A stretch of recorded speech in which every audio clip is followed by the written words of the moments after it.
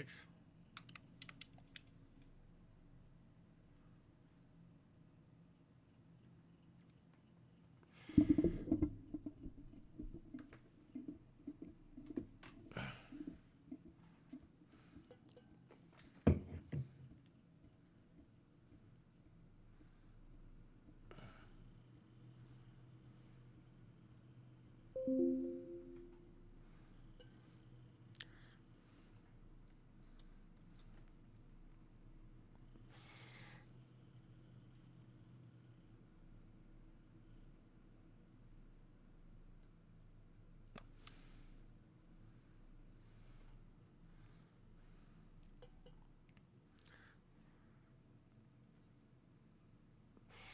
Alex, are you there?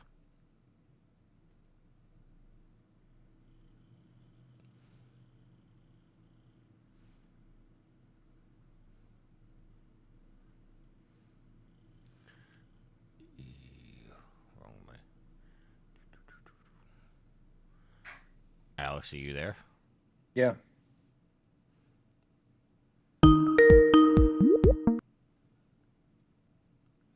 What is going on? Okay, let's try this again. Alex, are you there? Yeah, I'm here. Okay. I had my audio settings off. I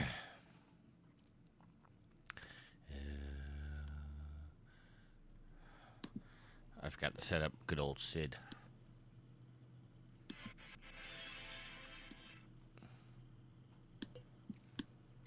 Oh, hold on, let go. Make sure they're doing it. I'll be back. 10-4.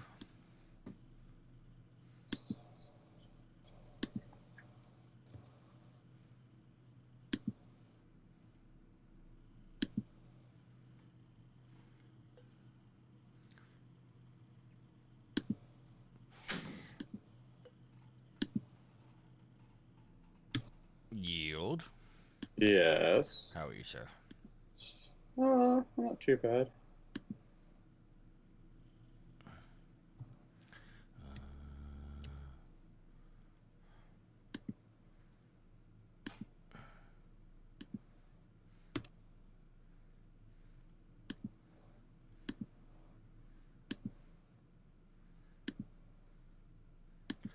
I had to wake up last night. Was a long day.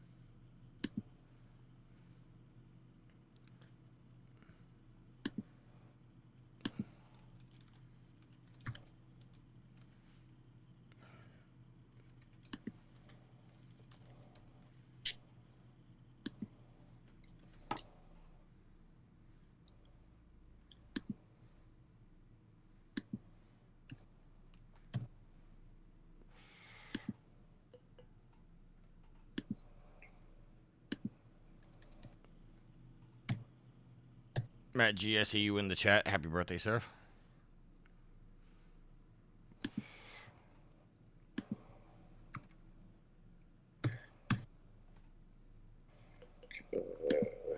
Still getting situated. It's been a long day, and I just woke up like 20 minutes ago, so we're getting there. I promise you.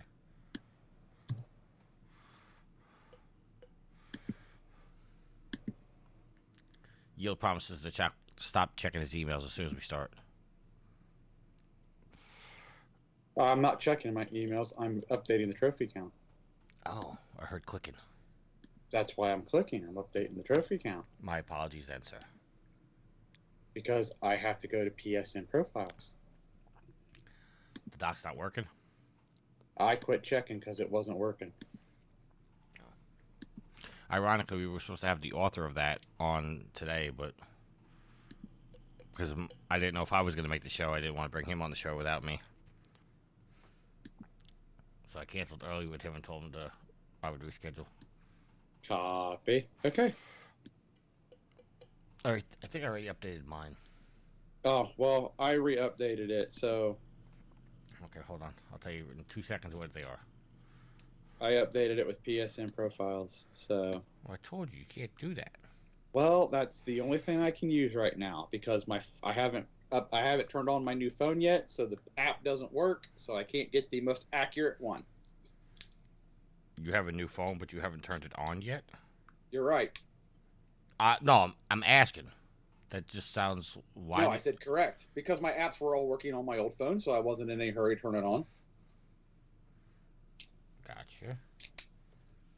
Now they're not, and I've just been dilly-dally and turning it on. Then what was the sense of getting the new phone if... Because my wife got one, and I was like, well, yeah, I should get one too because we got the same age phone. She got one. She turned hers on right away because like all her shopping, her Kroger and her Meyer app and a couple of her apps all weren't working anymore. My apps that I used were still working at the time. So the apps weren't working on her old phone, but the apps were working on your old phone. Well, the ones that I used were. The ones that she used wasn't. What phones did you get? What was it? iPhone 12. And the App Store... No, the phones that we were using are the one that I am currently using. Oh, wait, okay, I'm sorry. I'm confused.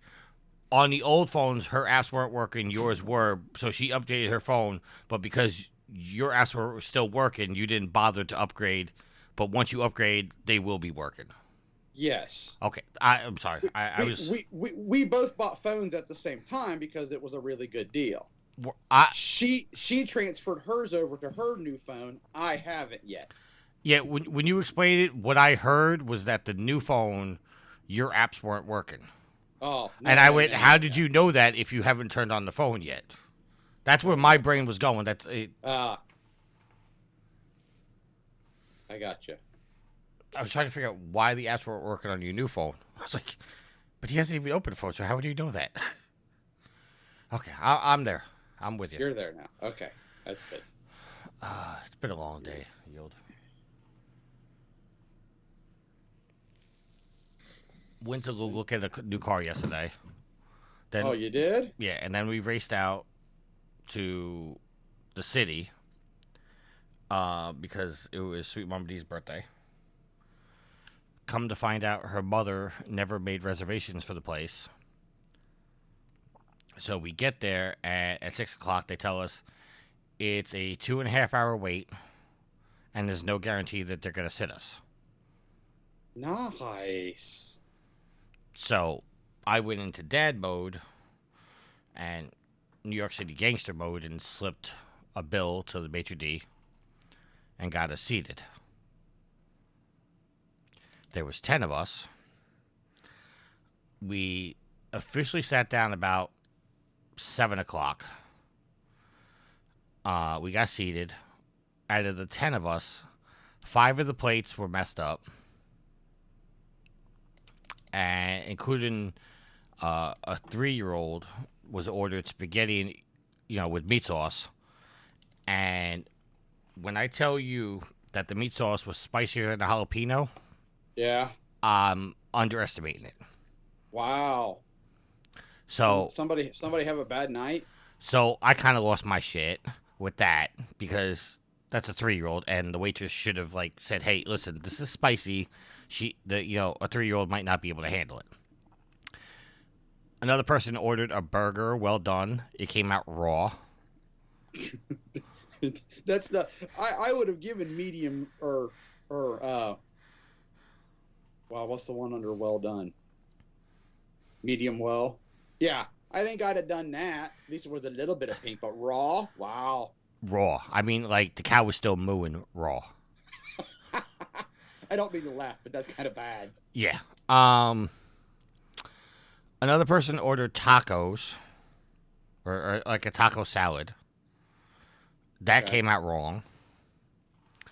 My meal, which I have to point out, I ordered first. before, and then everybody else was making their decision. So I don't know like when my order went in compared to everybody else's orders, but like timeline wise, I'm the first person to say this is what I wanted. And I ordered chicken penny Alfredo. Okay. Everybody else's meals comes out, and I'm still sitting there. I'm sitting there. A half hour has passed, and my food is still not out. So I kindly asked the waitress, I said, can I get an update on my food? She goes, oh, let me go check on it. Another 20 minutes passes. She comes back to the table and says to me, I'm so sorry, sir. Your order was never made. They must have lost it. Worst dining experience ever. They go in with a 2.5 hour wait, and you go in with a party of 10 at the last minute, and you expect everything to go out. This is your all's fault. I'm sitting here listening to this entitlement, dude. This was your mistake. Like, this was your wife, your ex, the baby mama's fault. This is not the restaurant. Hold on a second. You can just flash a bill. Hold on 1 second, because you're live on Twitch. Just watch what you say. I don't care. I don't got to deal with her, so I'll say whatever the fuck I want. This was her mom's fault because her mom didn't secure a restaurant in the city of New York with reservations, and you guys go in with a 2.5 hour wait and then expect just to be with the restaurant probably overworked. You guys expect to have it sucks that your stuff came out wrong. Yes, I get it, but you just slipped them a bill. Hold on, sat down. Hold on. I'm not complaining about. Like, I'm not trying to say, like, oh, I'm entitled, like, I went into there. I'm just giving details of the night. I'm not necessarily complaining. I'm just giving you the timeline of what happened. But you also got, you very clearly are not happy with the waitress and everybody and the service staff. And, you know what, if this were, like, a regular night where you walked in and you had a reservation, like, yeah, I get it. But you go in and they tell you there's a long wait, and then you just flash a bill and then you sit down. Sorry, that's not on the restaurant. That's on you all. Plan better. If they take a customer in, they're supposed to take care of the customer. Dude, yes. Take care of all of the customers. You just gave them a big bill. It's like, oh, we fucked up. Sorry. Seat our party of 10. Tricky. Okay, but get out of here. But get out of here. Once we're sat, we're a customer just like everybody else. Yeah, everybody else. And again, like I said, maybe the staff was overworked because they didn't expect a party of 10 with a full wait list of people. That's your party's fault. Okay, so it's my party's fault that they didn't tell a 3-year-old that the meat sauce for the spaghetti was going to be higher than the jalapeno? You could have gone somewhere. Again, you don't know what the service staff is like. You don't know how many people have in the kitchen. You're just like, oh, I'm a big shot. I'll flash a bill and my party of 10. You're stuck on 10. That. I'm not talking about that. Dude, they clearly had set a certain number of people to be in that restaurant. They had a wait list, and you guys just bumped the line. All right, Kalis in the chat says if they accepted the bill, they become responsible. Well, I disagree. So Kalis and I are just going to disagree with that. Go somewhere else. Matt G says he's eating popcorn. Yeah, no, if you're... Again, have some respect for the service staff, and yeah, it sucks. But again, if you go in there with a 2.5 hour wait and you flash a bill and they just seat you... Not even thinking, well, you know what? Maybe there's a lot of people in this restaurant. There's too many people for this overworked staff. My God, fuck off. You're coming at this the wrong way, in my opinion, sir.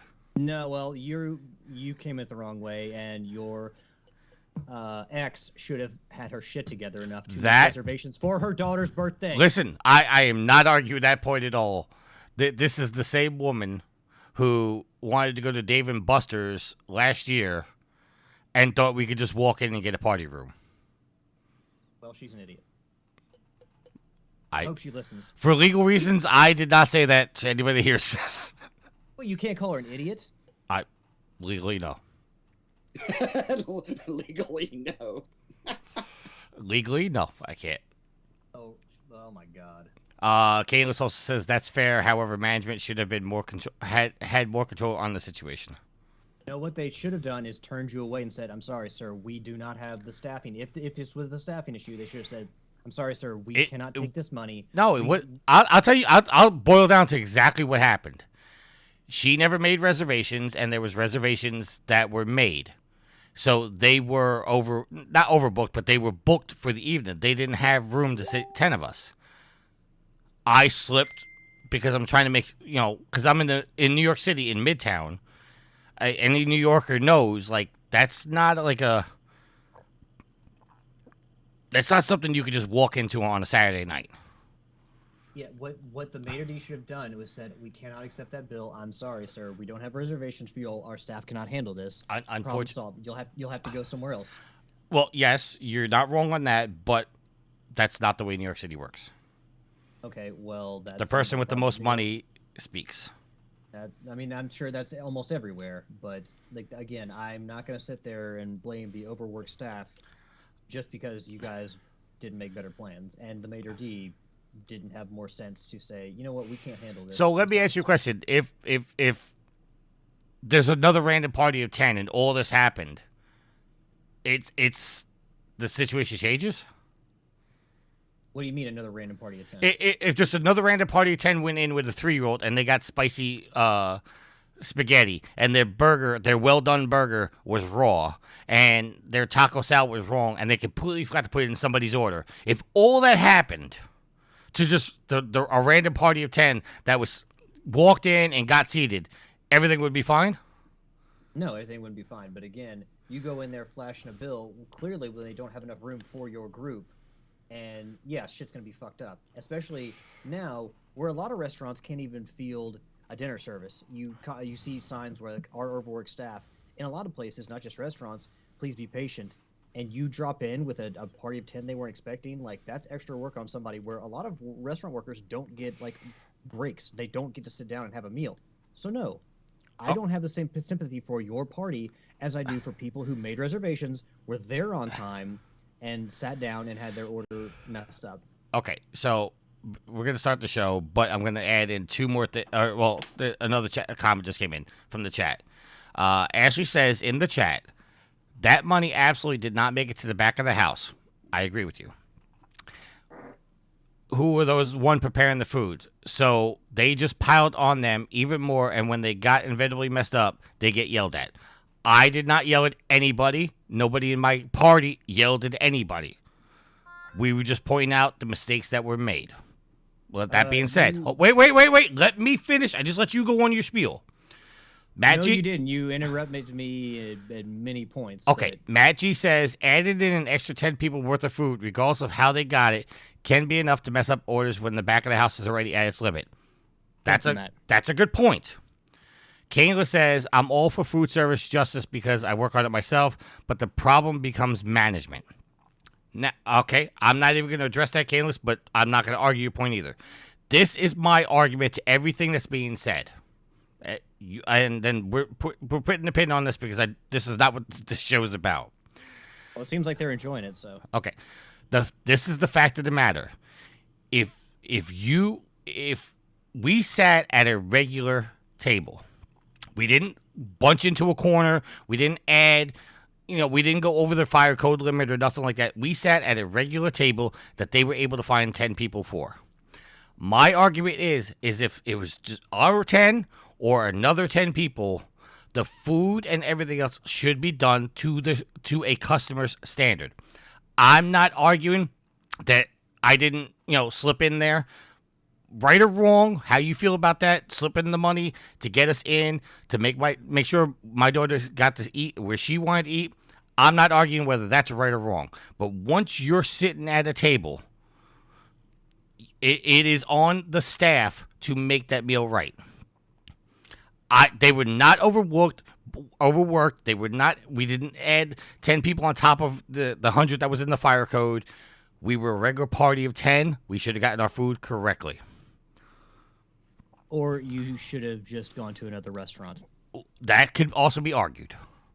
Yes, and I don't feel any sorrier for you than I did. I'm playing the world's tiniest violin for you, Tricky. I'm sorry. I'm not sorry for you. Okay. Last comments. Kayla says, LOL life drama. And then Ashley says, fire code limit has nothing to do with staffing. Y'all show up with no reservation and expect excellent service when they are clearly at max. They weren't at max because they got us in. They had a 2.5 hour wait list, Tricky. They got us in. Yeah. Okay. They obviously have Okay, all right. We're sticking a pin in this. No. You are gonna let me finish. Go ahead. They clearly had a wait list based on the staffing they had there. So, don't sit there and yell at me when I don't let you finish and then cut me off. Don't do that. Okay. Matt G says max equals filled tables. And all tables were filled. There was no extra tables put out. That's my point. All right, we're doing the show. Everybody have their Audacity up. Yes. Yes, I'm up. Okay, everybody hit record. I am recording. I am recording. I am.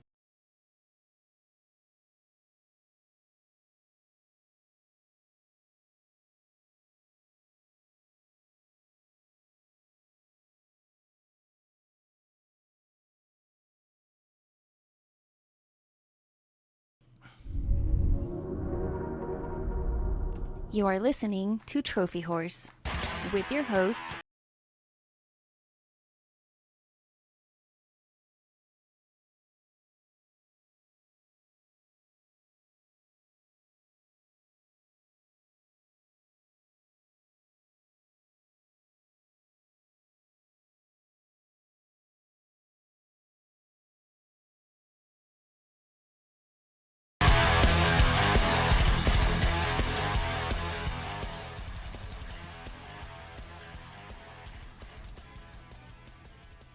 Hello, everybody, and welcome to Trophy Horrors. This is episode 547. I'm your host, Chicky Mick. Alongside with me, the man, the myth, the legend, the man that has no sympathy in his heart. It's Alex. I'm just saying, be kind to the service workers, be kind to restaurant workers, and make reservations ahead, especially if you live in New York City. He brings the awesome. He also brings good quality meat. It's I yield to no one. That's what she said. I figured I was going to set you up for that one. That's also apparently what Tricky says, too. I was going to pass it up, but I was like, nah. You can't pass that up. I threw a fastball down the plate. You got to swing. That's why I swung. I hope you're not throwing softballs in that regard. All right, so before we start the show properly, just want to say a very happy birthday to Matt G, who's actually in our chat. Today's his birthday, so happy birthday, Matt. I also want you to know, Matt, that since we don't have a guest this week, I had to fill the space on Twitch, and I put a nice Halloween image up there. But since Matt G's favorite game is Zelda, I made sure the eyes were in the shape of Triforces. Oh, way to go, Tricky. That's a good one. So, all right. So let's get into the show proper. But before we do that, Alex and Yield, I missed last week. Thank you very much for covering the show. But I have a couple. How was that edit? That edit was horrible. I love Donnie because he's a former host, but his audio had some serious audio bleed, and I had to. It took me. I'm not even exaggerating. 18 hours to edit that show. Well, I mean, we're not trying to insult people when we have them No. on the show and we ask them this, but like, hey, it's like, keep your master volume down, because if your master volume is too high and it goes through when somebody else is talking, if it goes through your earbuds, that bleeds into your microphone, which then makes the edit that much harder. And no offense, but we don't need to make these edits any harder. Honestly, I could have used just his track and just edited the show, but because you and Yield came through perfectly clear on his track, but there was a little bit of degrading audio quality, and we record individually for a reason, and that reason is to make sure that the audio is the best. So I went the extra mile, and I'm not looking for praise, but I went the extra mile to make sure that your microphones were used instead of Donnie's microphone, which, if you listen to the show, Donnie's microphone is not the best quality. I think he still uses the internal mic on his laptop. So, Man uses what he's got. yeah. And again, I'm not shaming. I'm just saying, it was a bad edit. But I have a couple questions from last week because I think you guys. You probably got a couple things wrong. Well, no. Well, you were describing the DualSense Edge controller, and for part of the show, I was just well, to be fair, I was just reading what the PlayStation blog put out there. So right. I'm not I'm not trying to say like, oh, you guys fucked up or anything. I want a little bit more clarification because I was in the chat as Alex pointed out in the show, and then I was starting to piss off Yield because I kept sending messages. So I was like, just join the show, man. you know what? Honestly, I could have joined the show, but I was in that location where the train goes over my head every 5 minutes, and I already knew that the edit was going to be rough because Donnie's audio. I'm not knowing about the audio bleed. I just knew it was already going to be a tough. I didn't want to have to go in and edit out the train because the noise removal on Audacity has not been working properly lately. So it's like I didn't want to add an extra step, but I started pissing Yield off in the chat. He's like, "Just join the show." I'm like, "All right, I'm out of here. I'm leaving." Well, it's not only that, but where you record at the office, like just the audio quality is not nearly as good as when like you don't come in as clearly, and it's obviously a lower volume than when you record in your studio. So Yeah. it's just better for everyone if you're not on. People don't have to listen to that as well. All right. Before we Hold get on, into I cut off Yield there. Yield was gonna say something. No, you're fine. Yeah, I was just like, it was like every time we were saying something, he's like, oh, here's this. Oh, no, it's this. And I'm just like, oh my God, man, just join the show. all right. Well, actually, I have a particular bone to pick with you, Yield. Oh, well, Before I get into the DualSense Edge, I knew I was going to be on last week's show, so I left notes for Alex because I knew he was hosting in the Google Doc. I did delete a couple that I shouldn't have. I got over delete happy. That is my bad. Yeah, you deleted all of them. And I was like, because I looked at the agenda and I didn't see any notes. So I'm like, all right. Well, because Yield went in and resolved them all when he updated the trophy count. He just hit resolve. And then I got the emails after you guys recorded, and I went, Yield resolved this, Yield resolved that. I was like, I guarantee you they never said those things. All right, so the thing I want you to I want to go with the DualSense Edge is that controller is designed for mostly shooters, as you said that as you reiterated that I typed in the chat. And one of the questions you guys were having is why would you want the square button on the back of the controller? So I want to tell you guys how I use the Scuff controller for the PS4, and now I'm using the Scuff controller on the PS5 because it's the same thing. Okay, so when you play The Division, and Yield, you should know this, like a standard shooter, L2 is to look down your scope, and R2 is to shoot. L1 and R1 are used to deploy your skills. Well, I don't hold the DualSense with my index and middle finger on L2 and R2, and you know what I'm saying? Like, I use my pointer fingers for L2 and R2. Excuse me, there is a message for you. Thank you, Jarvis. So I use my middle finger on the back buttons, which I've remapped to be my L1 and L2 to deploy my skills. So when I'm in a firefight, it's quicker and faster for me to do it that way. And that's the benefit for it. You were also saying, like, Alex, you made a remark saying for $200, all that stuff was included. And then you made a remark saying for $80 for what you pay for a DualSense, or $60, all that stuff should be included. That's not the same thing. Those things aren't in there as replacement pieces. They're in there as a ways to, customize your controller. Kayla says $200 for a controller. I'm not arguing the price. I am not saying $200 is, right or wrong. That's not what I'm saying. I just want to clarify what you're getting for your $200, because also one of the notes I left for that thing was that people are bitching about the $200, as Kayla just did, but that's actually cheaper than the Xbox Elite controller, which has less features. So I just want to point those few things out before we move on. I'm not justifying the $200 price point. I'm not saying anybody should go out and pay $200. I did because it helps me. I like the controller. But as far as the Scuff controller, and I can't speak to the DualSense Edge, which, as Alex predicted, I did pre-order. As far as the Scuff controller, it is basically a DualSense with buttons on the back. You guys can say your pieces now. I mean, I just think that they talk about how customizable the thing is, and you pay $200 with it, and what comes in box doesn't really allow you to customize it. I mean, there's very few options as far as what they give you, and so I imagine that if you want to further customize it, you're gonna have to buy extra stuff. No, the customize, what they're talking about is you can customize. Okay, do either one of you guys have a DualSense in your hand right now? or near No, you? I do not. No, not in my hand. Okay. You just have to imagine this. So I'm holding my DualSense right now. The one, my black one that I ordered. The two thumbsticks have a concave. They go in. Okay? The buttons go in. So you can change those to where it's domed. That's what they're talking about customizing. Convex. Convex. I always get confused between concave and convex. Convex is the dome. I guess so. I'll look that up real quick. Okay. Either way, they have buttons that either the buttons go in for your thumbs or it's domed. That's customizable. You can change the directional buttons. You can change the sacred symbols buttons the way you want. Right. And it's also remappable. So on my scuff controller, which I'm assuming that the DualSense Edge is going to do.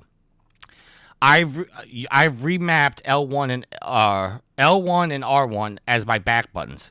L1 and R1, the traditional ones, still work. It's just adding 4 triggers onto the back of the controller that you can remap it to the button that you want.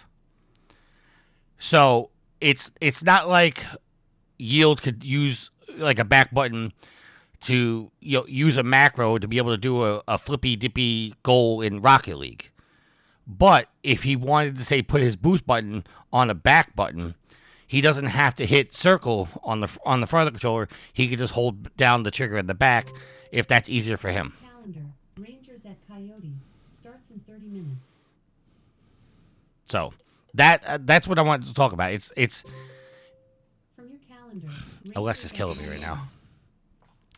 I'm not This sure. is a horror show right before Thanksgiving, or right Thanksgiving. Yeah, we're getting close to that too, right before Halloween. But it wasn't as simple as you guys were making it out to be. There is more complexities with it. But again, I'm not arguing saying all these complexities are worth the $200. That's not my argument. I'm just saying it's not as simple as you guys were thinking it was, thinking it's just a DualSense, and that if you put R1 on the back, the traditional R1 doesn't work anymore. That's not true. The buttons still work. It's just adding 4 buttons on the back that you can map it to whatever button you want it to be. You know what? For $200, my DualSense works perfectly fine. And I looked it up. We were correct about concave and convex and the orientations of those. So concave Convex is more in? like the- yeah, concave convex is is in. more like a dome. Okay. Okay, so some things... But I mean, like, Sony has to put that controller out, and the Microsoft as well, and they have to know that they're going to catch some, grief from some people, because gaming is already an expensive hobby, and then you throw in a $200 controller. I'm complaining about having to spend $80 on a controller. You can imagine how I feel. We don't have to. I told you about a $200 controller. That's a bit much. I mean, I realize it's not for everybody, but you're going to get kind of laughed at when you put something out like this. Well, I mean, again, I'm not trying to argue. These controllers are quite popular because look at how everybody snapped to the Xbox Elite controller. And, everybody's like, oh, this is the greatest controller, blah, blah, blah. They went out, and I think at the time, the first Elite was 170, 180, somewhere around there. Yeah, all right. It's not for everybody. I fully agree. It's not for everybody. But I'm telling you that as much as I play The Division, it was worth for me to invest into that because I'm able to deploy my skills and deploy, my grenades out quicker. Being able to, the way I hold a controller, to use those 4 back buttons to get those stuff out quicker instead of me having to adjust my hand to go back to L1, L2. That's just me personally. Well, I mean, like, you said in the comments that you were putting in the chat last week that you use it for shooters. Like, is this mainly for people who play shooters? I would argue that's where it goes for. I mean, obviously, it's custom. Like I know the DualSense Edge, it's got 3 profiles on it. So it is my my scuff controller, where I can hit a button and say profile 1 is mapped to The Division. Profile 2 is mapped to Rocket League. Profile 3 is mapped to Fortnite. I don't have to go in and manually do it. So, depending on how you want to do your buttons, that's where they're talking about it's customizable and it's reprogrammable. again, it's not for everybody, but for the people that play shooters competitively, the people that do stuff like that, as Kayla said, it's a convenience. You're paying for a convenience. Yeah, he wrapped it up. Some comments from the chat. Matt G says the Elite 2, the Xbox Elite controller 2 controller is 180. I thought it was 200. I will stand corrected. But he says, which is also still insane for a controller. Kayla says, it's buttons, homie, you crazy. LO, I created an arcade stick with the buttons from China. Works amazing, cost me $30. And then he says it's convenient.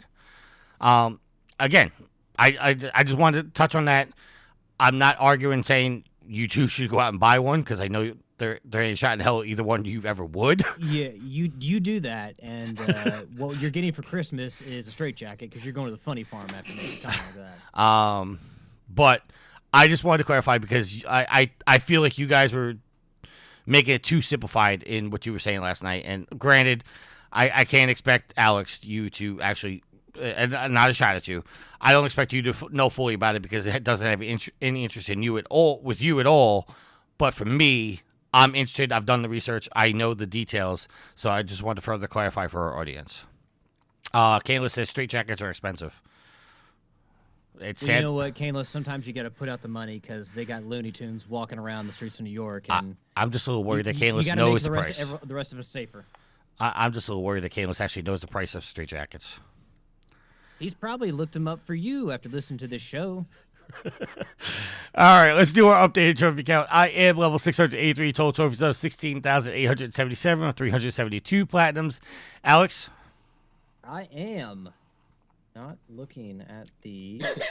All this time, you still didn't pull up the agenda. Wait a minute, did you even send me the agenda? Yes, I sent you the agenda. No, That's you didn't, because great. I don't have it in my email. Wait a minute, hold on, downloading 3 of 3. Come on, Wi-Fi. Daddy needs a new pair of trophies. Yield, how long was that? We're 16 minutes in the show, he still hasn't pulled up the agenda. Dude, I don't have I just like the not looking at the agenda. Dude, I don't have an agenda. I sent you the agenda. I don't see an agenda. Well, I got one. All right, Yield, if you would do the honors, sir. Okay, so Alex is a level 464 with a trophy count of 8,158 and a platinum count of 131 platinums in 130 games. Yield, you It's can almost like I did it. Yield, you can just keep doing yours. I am a newly minted 482 with a trophy count of 8868. Man, it'd be really awesome if I remember to get only 20 trophies by next week, but it probably won't happen. And a platinum count of 159. And Sid is level 799, total trophies of 19,728, with a plat count of 604. He's almost doubled up. Double up your trophy count. Yeah, I can't be mad because I'm the cause of it. I know. I can only be too bad. I'm proud of him. And I'm also disappointed in him. He did make a Facebook post saying he's got to go outside. I'm proud of him because of his trophy count or his platinum count, but I'm also disappointed in him because when I turn my 4 on, and I always like to go over what's new. I like to go down and see what what all my friends on my PSN's been playing. Maybe if they got a platinum, I'll give it a thumbs up. And you just go down there and Sid's got all of this rat plat. First time. Oh my gosh. He needs an intervention. Well, look at it this way. Instead of, he's kind of fattening up for the winter, not in the normal sense to pack on pounds like, hibernating animals. He's packing on platinum weight for January when Tricky can finally do his rat platting rampage. I thought about this today, and both of you are going to call bullshit in a second, but I've been saying on January 1st, I'm just going to go ham. I'm not too sure that I'm going to do that. Bullshit. See, I told you were going to say that. I'm legit enjoying my time away from rat spam. So wait, is there a chance you don't go back? Oh, there's no chance I'm not going back. I'm definitely going back. If I could show you a picture of my backlog rat games on my PS4 that I sent. No, thank you. I don't want to throw my dinner up. It's I'll just say this: the U.S. folder for rat spam is over to 300 yet. is over 300 games right now, Okay. and that's not included in the other regions. I have to say, and I think Rick made this comment on Facebook a few months ago, and I wholeheartedly agree with him now. I don't know if anybody else. I get on the PSN every Tuesday, and I scroll through, what's new, check out the new deals, what's going on, stuff like that.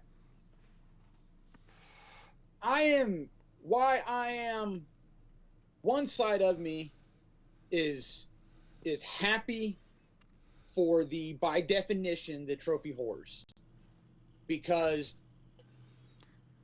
the PSN every week is just flooded with new rat spam.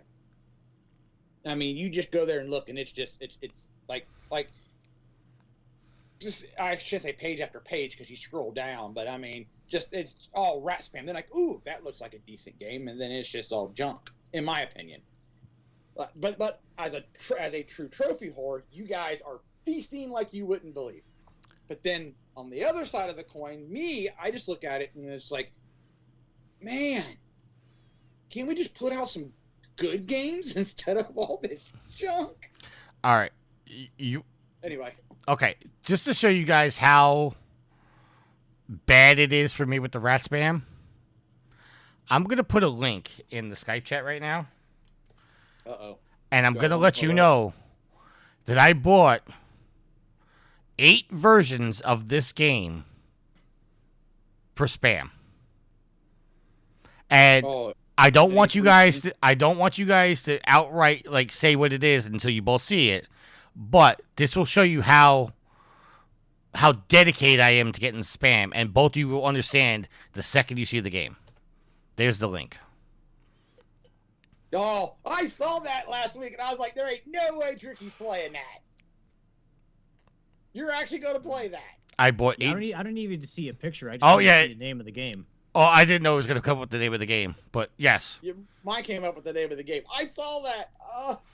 Is that something like the whole Pet the Dog game that came up?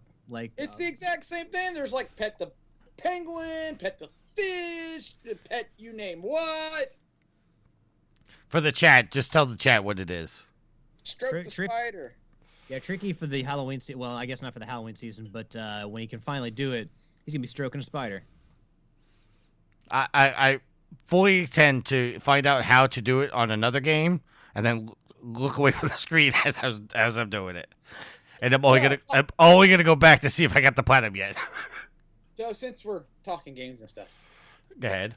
For those of you who remember the original NES Metal Gear, okay, I want you to go into the PSN store and go under the search engine and search for a game called Unmetal. All one word. Unmetal? Unmetal. UN? UN Metal. Okay. It looks like the original, the picture looks like a Metal Gear game, so to speak, kind of like an old school Metal game. The trailer was enough for me to go, you know what? I think I'm going to buy this. And of course, it helps that it's now 50% off, I think, until next week. Until the 19th of November. 19th of November, so 2 weeks. Well, a week from when you're hearing this. But anyway, and I'm like, you know what? This looks funny. And it's kind of top down like the old NES Metal Gear. And so just go check it out. Let me know if I'm totally wrong, but I think it'll be good. I'm reading the description of this game. Yeah. And the last 2 things it says: collect an arsenal of classic gear, things that go pew pew, maybe a thing or two that goes boom, and some things that go boing, and definitely a thing that goes scratch. And then the last line says, does this smell like chloroform to you? Like I said, watch the trailer, because I was like, okay, it looks kind of like Metal Gear. What are we going with? And oh my gosh, I was actually laughing out loud with the trailer. So all right, I just bought it. Yield. Okay, well, if I'm wrong, then you can be mad at me. But it's $10. I'm not really. Yeah, I think I'm gonna purchase it. I told my brother check it out. He was like, "Oh my god, this looks amazing." So, like I said, but if you don't remember playing the original NES Metal Gear, it may not sit with you as well. But I was like, oh my gosh, this looks funny. So, I want to put that out there for everybody. All right. I'm sorry. I'm messaging somebody. No, you're fine. I'll just comment that I like that we've gotten to the point on the PSN. I remember how everyone used to look at Steam and say, man, why can't the PSN and all these other services do constant sales? And now we've gotten to the point where it seems like there are games constantly on sale on the PSN. So we've finally gotten to that point where we have just perpetual sales. I would say you're right, because when normally it used to be you had a sale, and then you would go off for maybe a month or whatever, and then there would be another one. And now they seem to be, they've got 2 sales going on at one time. Like, I forget which one just ended. They got a Halloween one now. What, Wednesday or Thursday, the November sale kicked on, and it seems like like when one ends, the other one's still going on for another week. And it's kind of how it just keeps rolling, as they always got 2. I kind of like it. All right. Well, sorry. My backlog doesn't like it. I'm getting a little distracted. Okay, so Yield, why don't you tell us what you've been playing, sir?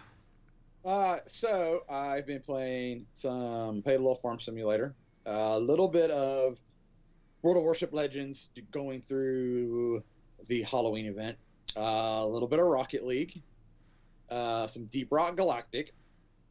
I finished up the DLC for Maneater. I will say that I looked up how to beat the Leviathan, because that sucker was kicking my tail. And I'm not ashamed that I looked it up. I feel a little dirty, but not overly bad. Wait, is there a special trick to it other than just kind of like running around and freaking out and just living, like escaping by the skin of your teeth? Well, see, first off, I tried to go with a full setup of the Shadow Shark. That wasn't working. So I tried Bone Shark, full defense. That didn't work. So I tried full Atomic Shark, so I could shoot it. That didn't work. And I tried the Leviathan's atomic, so didn't the atomic suit not work super well? It did, but I couldn't get away from him fast enough, because he can lunge so far. So I looked up online, and someone suggested a mixture of what was it? Shadow teeth, bone head, bone fins, atomic body, shadow tail. So that way you had some speed, some defense, and you had the atomic body to withstand his atomic stuff that he does. Set your organs up for regen, health, ligaments, and I can't remember the other 2. First time, beat him. Oh, Whiplash, and I forget the other one. But anyway, first time after I set it up that way, beat him. No problem. I don't know, maybe it was because I was away for a while and then came back, or it was just that setup. Beat him the first time, and I was like, okay, good. And then I looked up where to find the last of the quest people that I could eat in each section, because I just didn't want to spend forever roaming the map anymore. And then after that, I played some more The Church in the Darkness and knocked out actually quite a few trophies. Now I'm just down to 8 trophies for the Platinum. And I've also been playing a lot of Immortals Phoenix Rising. All right, Alex? So I have gone back to the PS3. Haven't been really playing much on the PS5, except we did get together with, it was me, Yield, and Nitro on Thursday for some of the Haunted Hallows and Rocket League. But mostly I've been playing on the PS3, as I've been doing, trying to get more 100% in some of the games I've already played. Went back to Star Wars The Force Unleashed, found a copy of the game, because it's disc only. So it's one of those games you go to the PS3, it's like you can't buy it digitally, you have to buy it on disc. So I found it at one of my local game stores for $10. I originally had the game, but then I sold it or got rid of it or something. But I beat the game, I got the Platinum, but I didn't play the DLC. So there's 3 DLCs you can still buy on the PS3 store. The one for Hoth, the one for Tatooine, and then the Jedi Academy. Went back through and beat all those. And, I mean, there's still some fun to be had with the game.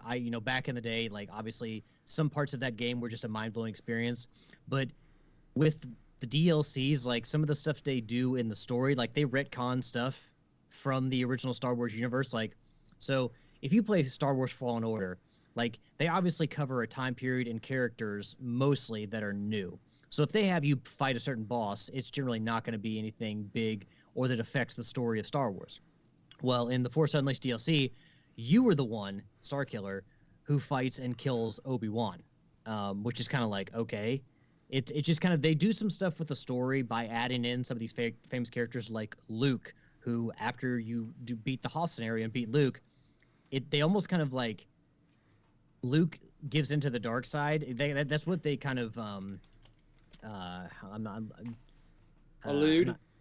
Yeah, well, basically, he kind of, you don't ever see like what his path is beyond this, but basically he saves his friends, lets the Millennium Falcon out of the airbase where you're attacking, but at the cost of that is he kind of, I guess, I don't know if he becomes your Padawan, but definitely joins Starkiller on the dark side, because you see his eyes turn like this menacing yellow. So they kind of go back and they change some of the stuff of the classic characters in the Star Wars universe. It's like, I don't really like this. I'm not a huge fan of this. So, you fight Boba Fett in a hangar on Jabba's palace. That's actually probably the coolest thing from these DLCs is you get to go to Jabba's palace and there's a Rancor and everything. So it's not all bad, but the stuff they do with the story elements, it's where they kind of mess with all history. Yeah, and I'm not necessarily a fan of that because you don't get that in Jedi Fallen Order. They plug in some holes where you never knew there were because there weren't. They just like, oh, we want to make a game and we'll make it make sense somehow. But with this, they're actually changing Star Wars history, and it's kind of like, I'm not as big of a fan of that. So, but yeah, I got 100% in the game now. I went back and got all the trophies for the DLCs. So, and ever since then, I have been playing Darksiders 2 because it's a game I had like 89% of the trophies and never had the Platinum Trophy because I didn't want to do the Crucible and the 100 rounds of enemies, the 100 waves of enemies, and then fight Wicked K. But you know what? Fuck it. I'm going to do it. I'm going to go for it. So I've been playing Darksiders 2 and not as, when it first came out, I'm like, this game's too bloated. I don't like it as much as Darksiders 1. Still don't like it as much as Darksiders 1. And I think, it's not a bad thing to pack a lot into a game. But to go from what Darksiders 1 was to like an overworld map with kind of like a sandbox element to it, definitely wasn't as keen on that. So I definitely prefer the original Darksiders, but Darksiders 2 is still a really good game. So, and I know Tricky was a big fan of it because obviously he's the one of us who's continued on with the Darksiders game ever since the original THQ went down, and now it's THQ Nordic. So, but I say once, hopefully I'll get the Platinum Trophy in Darksiders 2, and then I still have no desire to play in the other Darksiders because they don't seem like they're that great. Well, Tricky, you want to? Well, no, I'm sorry. I'm just staring at all my Darksiders statues behind me. You have played the more recent Darksiders game and the Darksiders games, I should say, and I don't know. I love the first one. Second one's like, yeah, this is good, but then like, I don't know. I've just never had the desire to go play 3. Oh, and have they done one with all 4 horsemen yet? I don't know the answer to that because I didn't play Genesis. No, I did play Genesis. Because the plan was that they were going to do all 4, and then I guess bring them together, but THQ obviously then went under. So well, THQ went down after 2. So 3 was made after THQ was resurrected, and then Genesis was also done that way. Okay, Callisto only has 2, so that had to be Pain, not Pain. That had to be Why am I blanking on the names right now? Well, War was the first one. War Death was the second one, but they had a third one. Yeah, I think Genesis has War and Strife. Okay, but who's the one in Darksiders 3? There's a lady horseman. Oh God, you're making me think of her name. Well, she's got to be one of the She horsemen. is one of the horsemen. Fury. That's okay. So technically, they do have all of the Darksiders, all of the horsemen, within this mythology in a game. Yes, but Genesis has Strife in it, which was with the 4th horseman, but you're with War the entire time. I mean, they at least make an appearance. Right. The first 3 games all feature one horseman. The 4th game, which introduced Strife, which is the 4th horseman, but it's not a solo game. It's a top-down beat 'em up. Like, think of like a Diablo. You know, it's top-down, and that's the way you fight it. So wait a minute. Because I assume Darksiders 3 was more like Darksiders 2. I didn't play enough to tell you that, but I would say 3 is actually kind of a mixture of 1 and 2. But to be fair, I don't take that for granted because I really didn't put much time into 3 because I ran into a big ass spider and chickened out. You know, and then I don't know why they changed 4. It's like, hey, you remember how much you loved Darksiders 1? Well, we're going to change it even further from that. And it's like, just give us the story. Like, if we liked 1, just give us the story of Darksiders and keep the games close enough where people who enjoyed the first game can enjoy the other games. Don't make them like a top-down Diablo thing. Canlis confirmed that yes, 3 is a mix between the first 2. To be honest, then maybe I might like 3 a little bit more than 2, but still. All right, sorry, I'm getting distracted over here. I'm trying to catch up on things that I missed last week, and I'm looking. Well, Tricky, what have you been playing? Because I mean, on PS3 games and some Rocket League, that's all I've been playing. I have been playing The Division 2, of course, but I haven't been playing that much. The game that I'm really, really rocking is Gotham Knights. And I've gotten multiple messages from people going, hey, is that game actually any good? Because I've heard bad reviews. So here is my recommendation from Gotham Knights. If you're going in to play Gotham Knights and you're expecting an Arkham game, you're going to be severely disappointed. Is it a bad game? Not at all. It actually is a good game. There are things that I have issues with. There's things that I'm like, I wish they would have done this a little differently. But for the most part, it's a good game. The only thing I don't like is that I don't know if this isn't a spoiler. All right, it's not a spoiler. You go out and you patrol the night. So on any particular night, you leave the watchtower and there's premeditated crimes going down, or there's the story mission, or there's this little side mission to do. You go out and you clear out the map, and then you can go back to the watchtower and your night's concluded. And every time you go out and you stop a crime on the street, you get clues. So when you go back to the watchtower, all your clues come in, they go into like this, they collect them, and then you have more premeditated crimes for the next night. Or you have, but after every main story mission, you have to go back to the watchtower to collect your evidence. I have not used any other character besides Nightwing. I wanted to go through, but you can switch randomly on the fly. Anytime you go back to the watchtower, you can change your character. But I've stuck with Nightwing. If I have to, according to what I heard, you have to do a New Game Plus to get some of the trophies. As far as getting to the max level and all that stuff. So I'm probably going to use a different character in my New Game Plus. The one thing I do like about it is I've been using Nightwing entirely, but all the characters level up at the same exact time. So right now I'm level 23 Nightwing. When I switch to Red Hood, he's automatically a level 23. I have to go in and spec out his, tech tree, but he's already. It's not like I'm so far in the game I can't switch a character now because all my characters level up at the exact same time and they all get the same thing. One gripe that I have, which has always been in the game, and I'm sure you guys have done this. You guys all played the Arkham games, right? Yes. Okay. I played the first 2. Okay. So, like, they have these time trials where you have to go through these gates. Well, they've always done it in, like, where you have to be perfect to go through these gates. That the time in between the gates, every time you get to a new gate, it adds, like, 2-3 seconds onto your time, and you have to, like, be perfect. You can't, like, misstep at all.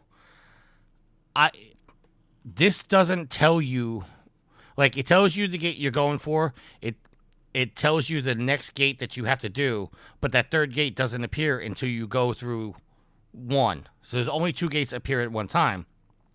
And there's no direction with the gates. So you could be flying, and then all of a sudden the next gate you have to go to is like a hard left turn.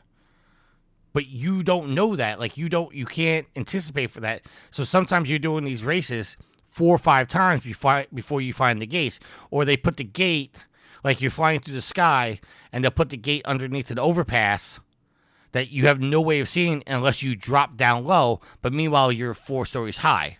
So you don't even know the gate's down there unless you happen to dive low. But you're not diving low because you're 4 stories high and you're looking left and right for the next gate. That irritates the hell out of me. I don't know if you guys share that. The hell out of me is when they put races in superhero video game. Like, why do I want to race around the map and fly through these little spheres to extend my time? Why do I have to do that? Why can't I just do superhero shit? All right, so the next thing I'm going to say is a little bit of a spoiler, but it's not a spoiler. The premise of this game is that you're playing as Batman's sidekicks, and Batman's dead. If Batman's dead, Batman should not appear in this game at all. But you have to go into training exercises, and every time you go into a training exercise, it's Batman. It's the same cinematic that plays every time you go into the training thing, but Batman's in the game, like he's standing there. They've extremely changed his voice. It's nowhere near what Kevin Conroy sounds like. So that epic fail. I'm done. That takes you out of the experience right there. But like, if Batman's dead, Batman's dead. But the whole premise is, Batman's dead, so he should not appear in the game. But when you go into the training exercises, it's not like they're saying, "Oh, Batman's alive and he's training you." It's a training program that Batman set up for you. The same thing with the aerial time trials and the bike time trials. They've been set up so Batman is still testing you, even though he's not alive to see your results. Does that make sense? Yes. So yeah, and like, you hear my voice right now, and I'm not even gonna try to do Kevin Conroy's voice, but you hear my voice right now. This is what Batman sounds like. It's like a severe change to what we've heard in every other game. It takes you out of the experience.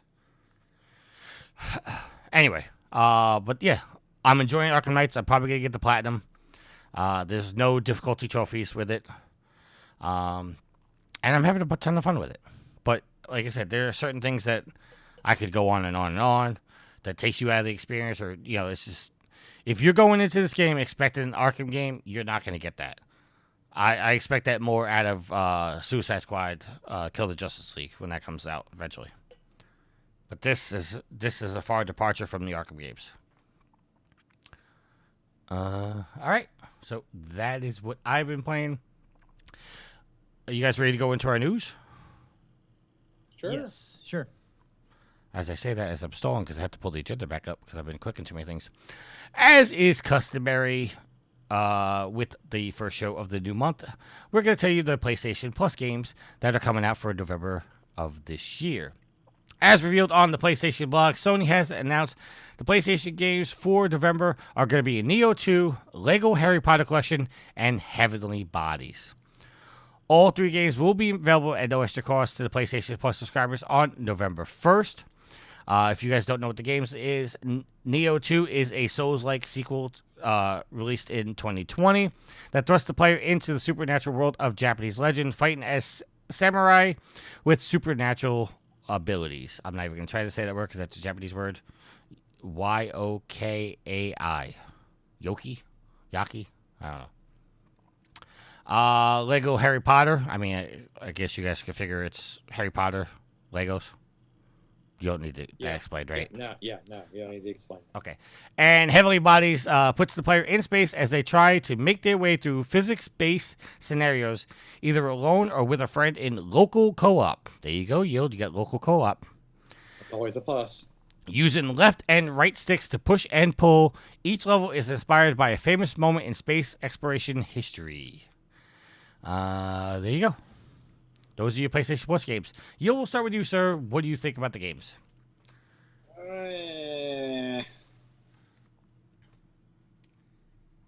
I'm not overly thrilled with them, but yet, I mean, it's cool that you're getting a Lego collection that's got like, what is it, 3 games in it? I think. I think it's 2. Is it only 2? Still, you're getting a Lego collection of games. If you like Harry Potter, you're probably gonna like that. Me, I never got into Harry Potter, so.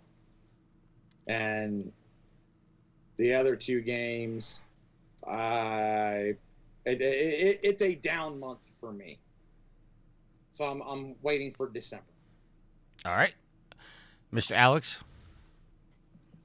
I mean, I watched the Harry Potter movies. I liked them. Been to Harry Potter World or the Wizarding World of Harry Potter. Enjoyed that. Had a blast there. A Lego game that's around Harry Potter. Not a fan. I guess it is a good way to hold people over until, oh God, what's the Harry Potter game? Hogwarts Legacy. Hogwarts Legacy that's coming out for PS5 early next year. So maybe a way to get people more excited for that. Neo 2 is probably the game I'm most excited about. I mean, I don't know if I should say excited because I've never seen. I know of Neo 2, but I've never played it. Never even played a demo. So anyone I put it out there, it's like, so how is Neo 2? I don't know anything about that. So maybe Neo 2 is gonna be the winner for me above this group. But who knows? I might even play that. So. All right, maybe maybe I can slip Jimmy Ryan some money and he can get you some better games. Hey, not every month is going to be a winner for everybody. There's going to be some awesome months for everybody. There's going to be some winners and losers. These last few months, this month, if I hadn't already had Hot Wheels, this would have been a good month. But it ebb and flows, and this is the ebb time, and I'm waiting for it to start flowing again. All right, I appreciate your answer, Yield, but you kind of killed the joke about slipping the money. Oh, now I get it. I was just trying to get Alex going again. And Alex is continuing to ignore me. You know what, man? I'm not trying to ignore you. I didn't go sit down and have my food come out in error because I, tried to push myself into an overworked staff at a restaurant, so. Well, speaking of overworked staffs, well, maybe underworked because Konami doesn't make games anymore. Next story is coming from techforgamers.com and is written by, oh God, Syed Hussein. Yes. Virtual Studios is reportedly teases a Metal Gear Solid 3 remake. Rumors about Konami revisiting their classic franchises have been there for a while now, and the series on the radar were Castlevania, Metal Gear Solid, and Silent Hill. Various media outlets collaborated these claims. Silent Hill Transmission this month proved a part of the rumors to be accurate when Konami announced 4 Silent Hill games under development by multiple third-party studios. A Metal Gear Solid 3 remake is also heavily rumored, and it's speculated that Virtuos is the studio that will be working on its development. Earlier this month, it was spotted that a lead software engineer, I'm not even going to try to pronounce the name, at Virtual Studios updated his LinkedIn profile to add working on unannounced ground-up AAA remake, which further fueled the Metal Gear Solid 3 remake rumors. But it seems we have an alleged date when Konami will announce the highly anticipated Metal Gear Solid 3 remake. Today, Virtual Studios posted a teaser that was taken out shortly, but the users were fast and quick and cracked the Morse code that was posted.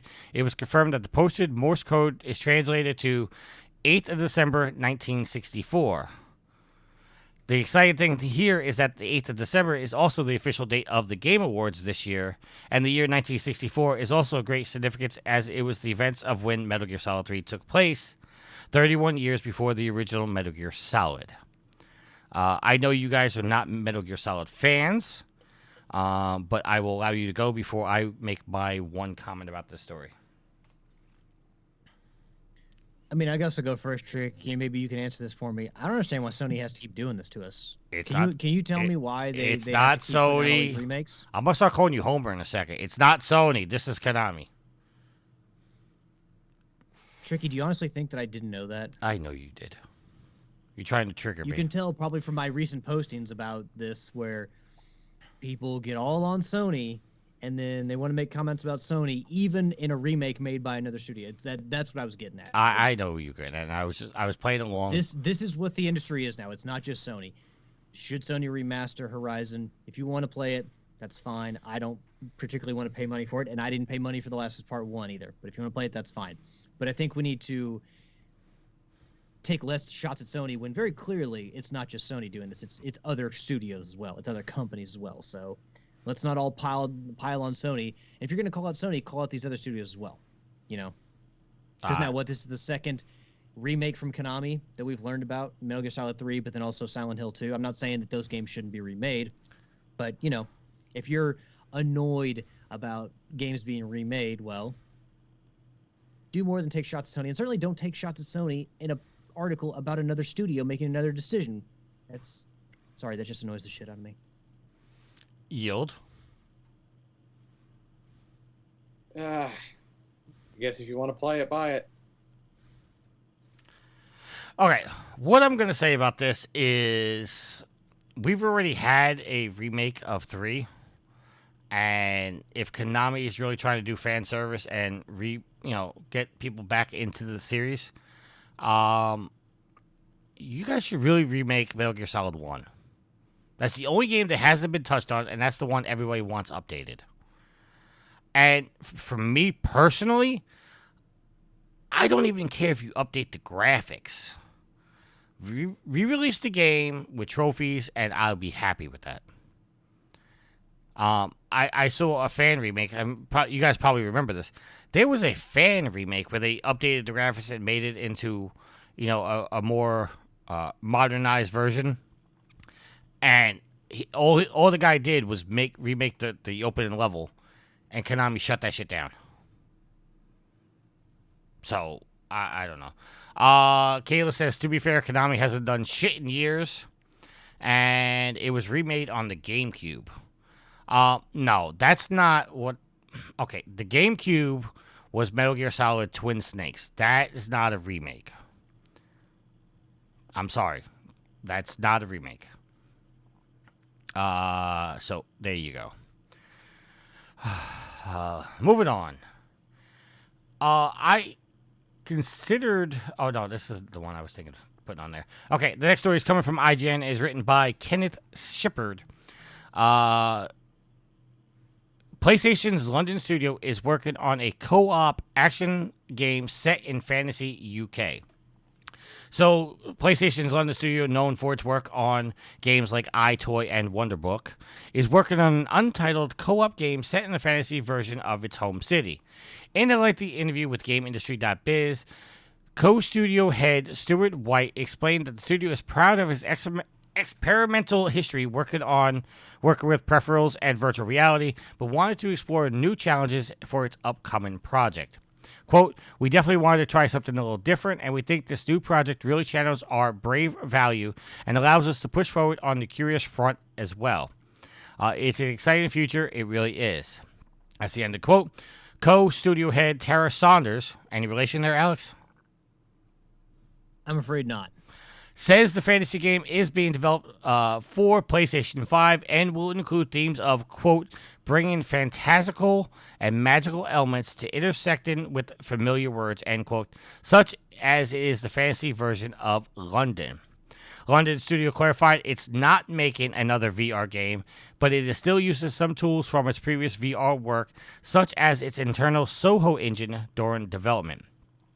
The studio's most recent game, Blood and Truth, was released for the VR in 2019, which IGN described as a great example of what PSVR can accomplish with a fun, engrossing blockbuster story. End quote. Prior to this, London Studio also released PlayStation VR Worlds, which launched alongside the virtual reality headset in 2016. But it sounds like the studio is leaving outside peripherals behind for the time being with this new project. Now, I know you guys have probably not experienced any of London Studio's work because you guys don't do the VR. But I will tell you from what I've seen from them, they do fantastic work. And this actually excites me. So, Yield, I'll go with you first, sir. You're right. I haven't played any of the games. Okay. I mean, I can't comment on it. I haven't played any. I realize that, but I figured maybe you could speculate a little bit. Alex, what about you? You say boat is yield? I will say that Sony taking some of their teams and letting them stretch their legs more as far as games go and do something that's more widely desired or something that will appeal to more people is definitely a good thing. I mean, yes, Sony has spent resources kind of respecking old games or remaking newer and older games to put them out and make an easy buck, which I understand. But when you have so many studios as they do, and you find a way to get all those studios involved in making games that a lot of people can enjoy and supporting all your main platforms, that's a good thing. Like I have not really played much of what London Studios put out, but I would love to see them. I would love to play a game from them. So if Sony is focused on getting bigger, better games from all of their studios, studios that traditionally had been in support or remake roles like Blue Point Games, then that to me is only a good thing. So I mean, using your resources wisely and allowing these studios to be more free and more expressive and creative on their own, then that's fantastic. All right. The next two stories I contemplate putting as a topic of the week because I think they are good, topics that we're going to get into. So let's try to, give our opinions as if this was the topic of the week. Coming from IGN and written by Ryan Dinsdale, PlayStation is building a new studio to work with Naughty Dog on an unannounced game. As spotted by VGC, a job listing shows the new team is being created in collaboration with PlayStation Studios Visual Arts, a developer that previously assisted with PlayStation's motion capture, cinematics, animation, and more across several franchises, including Uncharted and The Last of Us. The new developer will then work with Naughty Dog to create a PlayStation game. Quote, This high visibility project is being developed in collaboration with Naughty Dog. Though currently unannounced, we have a clear vision and plan to release. Using our existing expertise and premier talent, we will guarantee a high visual quality bar for the game and a compelling experience for our players. End quote. Though Sony doesn't explicitly say that the new game will be a AAA production, it does request that the candidate is, quote, proficient in all aspects of AAA game production and management, end quote, and has published at least 2 AAA games previously. Though nothing is confirmed, this hints towards a PS... They put a PS dollar sign, but it's supposed to be PS5. Visual Arts becoming a developer for its own projects instead of supporting others have appeared throughout the last few years. One job listing from 2020 showed the company was hiring for a third-person action-adventure game with melee and ranged combat. This description would appear to match an Uncharted game, tying in nicely with the Naughty Dog collaboration, and the studio's creative director Sean Yang said earlier this year that it's a world, quote, we want to see more of, end quote. So, Yield, I will go to you first. Okay, listen, I'm just going to tell you to go F yourself. That's all I'm going to say. He didn't say anything bad, just... That was rude. Well, he said Google says Twin Snake is a remake. It's not, okay? But he said we'll talk later, LOL. Kayless, I love you. Yield, go to you first. What do you think is going to come out of this collaboration with Naughty Dog? Oh, wow. Honestly, I don't know. And I don't know what to think of it. I'm intrigued and I'm worried. I guess I want to know more before I can really make any kind of good, educated guesses. Because what's Naughty Dog's involvement? Is this new studio we are creating actually creating their own game, or possibly creating another game in the Uncharted universe, and all that Naughty Dog is doing is just setting their parameters or being their compass and going, this is the direction that you need to go with an Uncharted game. Because I would feel that Naughty Dog as a studio of themselves doesn't need help from another studio when it comes to making a new game, or at least, well, yeah, they don't need help. I wasn't going to try to take a dig at Naughty Dog. So while this is an interesting announcement, there's a lot of things I feel that are still in play that you really can't make. All you can do is make assumptions. And enough of that goes on in the video game world. I mean, your safe bet would be that they're making an Uncharted game.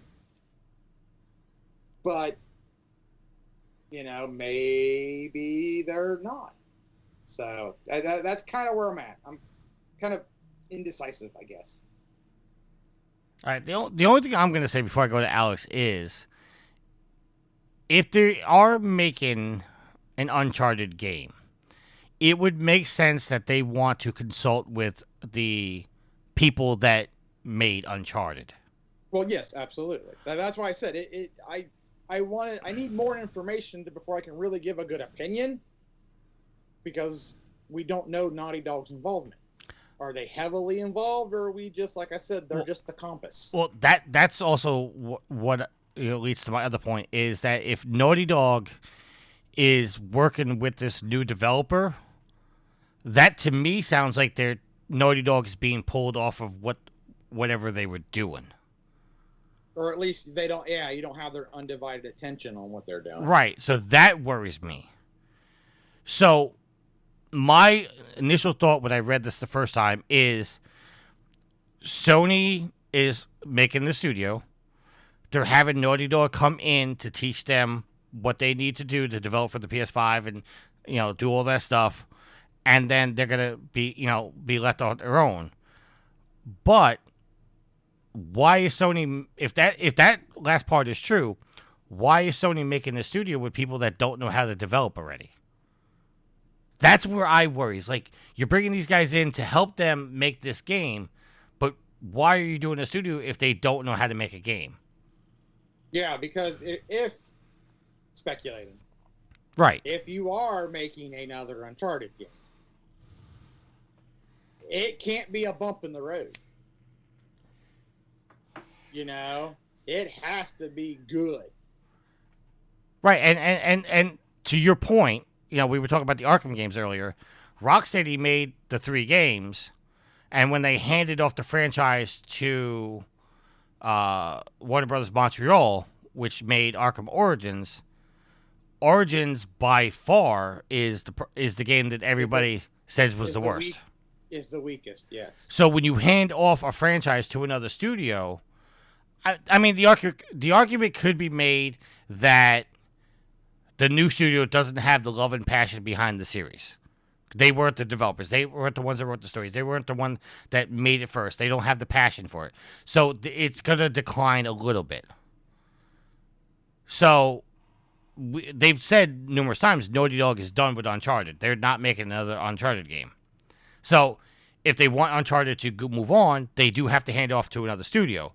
And it would make sense to say, okay, this is the new studio that's making an Uncharted game, and we're going to let you borrow people from Naughty Dog because that's their passion. But I don't know. It's a little too vague for me. Alex, what are your thoughts, sir? I mean, it's a little bit vague because we don't really have any specifics on it. When you first started reading the kind of article, it seemed like this team was going to help Naughty Dog with whatever Naughty Dog is working on, a la how Sony Santa Monica had 8 studios helping them in building God of War Ragnarok. So what you're saying is it's not another studio coming in they're not building another studio to help Naughty Dog with whatever they're doing. They're building a studio, and then Naughty Dog is going to help this team with whatever they're working on. Is that how it is? At first I thought this team was going to help Naughty Dog. If you go by the title of the article, which says PlayStation is building a new studio to work with Naughty Dog on an Uncharted game, that just the title sounds like they're bringing this new team in to help Naughty Dog with their game. But as I read the article, I got the impression Naughty Dog is being brought in to work on the new studio's game. But in the title, it says Uncharted. It just says unannounced game. In the article, it says through the job listing, it hints towards another Uncharted game.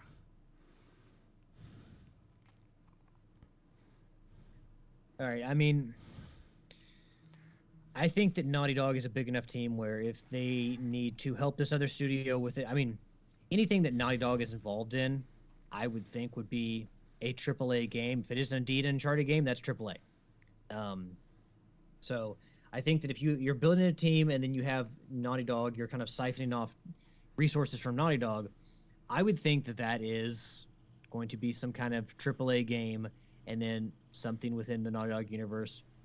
Uncharted would be a good bet because they're probably not going to do a Jak and Daxter. They can't do anything with Crash Bandicoot, and anything Last of Us, Naughty Dog proper is going to be working on. So I think that having Naughty Dog involved, what has been said is good guesses. Like it is a good guesses based on the logic that we can draw from what we have, which is basically nothing. We know that the parties involved. We don't even know the new studios, but they're looking for AAA talent, people who have dealt with AAA games before. So you figure that's where we're headed. And with Naughty Dog, a studio that only makes AAA games, you figure that, and specifically why were they brought in? Maybe as Uncharted. So I think that we're making adequate. It's not like just stabs in the dark. I think we are kind of focusing where we need to focus as far as hey, as far as conjecture goes. But there's only so much you can say, and I would think that Sony knowing how to allocate talent, we saw how much developer power they had to put behind God of War Ragnarok. I would assume that they're better at managing their projects than some other studios and some other companies, and that they would need just enough talent from Naughty Dog without having it hurt the other projects that Naughty Dog are working on. Because let's be real, when it comes down to it, Naughty Dog is one of their biggest developers. It's one of their biggest studios. Their games are some of their biggest projects, so they're not going to hurt those in trying to use enough talent to get whatever this other studio is working on off the ground. So I have faith. All right. Moving on to our next story, which I thought was also worthy of a topic of the week. Coming from PCGamer.com. Callisto Protocol is canceled in Japan after the developers refuse to make rating board changes. This article is written by Joshua Wolens, Wolens. The article reads, the Callisto Protocol, the fleshy, gooey space horror film from former Dead Space developers, has been canceled in Japan following a thumbs down from the country's computer entertainment ratings organization. In a statement posted to Twitter, the game's team saying that it's going to cancel the game's Japanese release entirely rather than make the changes necessary to satisfy the ratings board. The statement is understandably in Japanese, but we can provide a basic translation. It reads, quote, the Callisto Protocol's Japanese version has been discontinued. At present, it cannot pass the CERO rating. Before going on to say that the team decided that making the CERO's required changes would, quote, not provide the experience the players expect, end quote, so the game will not release in Japan at all. The article goes on to say more, but you guys have the gist of it. Alex, I'm going to start with you. Are they making the right choice in canceling their game in Japan because they don't want to make the changes, or is the... Let me say that again.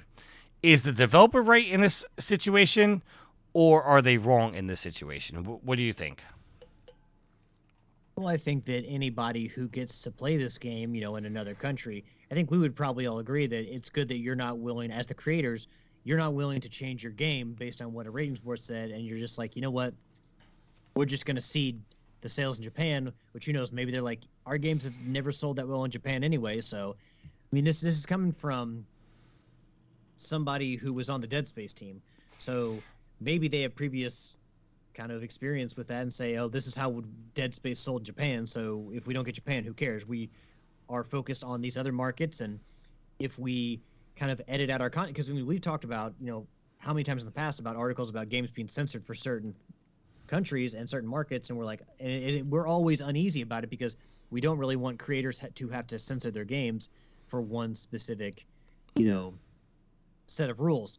So I think that they're like, we want to make this game, we want to make the way we want to make it, and we're going to keep the content in there, and this is going to be our creation, and you're not going to have any say in it.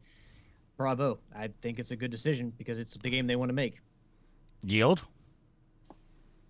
I'm curious as to what it was that wouldn't pass, but obviously, According to the article, it's the they said the CRO, which is basically our ESRB. ESRB. Yeah, I get that, but I'm curious as to why it wouldn't pass. Well, that's reading from the article. It says the statement doesn't get into the reasons that that the CERO turned up its nose at the game, but it wouldn't be too surprising if the game's gratuitous violence and disturbed regulators. The CERO is notorious for its sensitivity to gore and dismemberment, and the Callisto Protocol has that in abundance. Okay, so I'm okay with the fact that if a developer is like, man, this totally changes our game, we're not adjusting it for another content. Now, that's a bummer for them because I'm sure there are horror fans in Japan. But I can understand, that's a whole lot of work for, like Alex was saying, one small market share.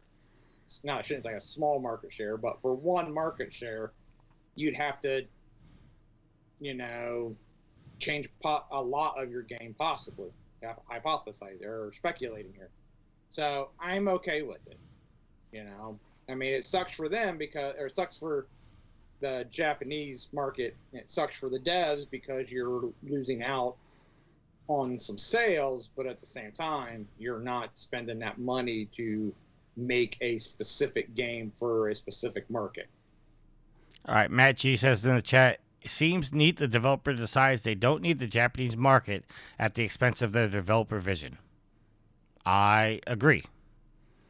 And again, this was, I don't know if it's Glenn Schofield or who it is, but there are people from the original Dead Space team working on Callisto Project or Callisto Protocol, so they would know what type of games are going to sell in Japan. And I would, because obviously certain games and certain characters are marketed well and sell well better in one market as opposed to another. So I would guess that Dead Space is more of a Western franchise than anything. And I'd actually be surprised, or I actually am curious as if the Dead Space remake, if that is going to make it to Japan, or if, well, EA probably will just censor it the way they need to. But it'd be funny if Dead Space went to Japan as is, and the Callisto Protocol was just that much more violent. Because as we know, Dead Space is pretty violent. Well, I agree with what you guys are saying. I stand with the developer on this. My worry is, are we entering a slippery slope where, because it didn't pass a ratings board, we're now going to start canceling games in other countries because somebody on the rating board decided this is too violent? I mean, that's why we have the ratings. Granted, we've talked about this on the show many times, where games like Leisure Suit Larry, which got an AO rating, those games are never going to come out on the PlayStation and the Xbox because of, they don't allow AO games on their systems. But are we now entering a slippery slope where somebody on a review board can say, your game is too violent, and the developer's like, I don't feel it is, but we're not going to change it because this is our vision? Are we now going to get censored by games? I mean, I don't think this is too much of a problem in the United States, but we've talked about other countries' games getting, changed, or they didn't pass a board, or they're not getting released there. Are we now entering a slippery slope? Is my worry with all this.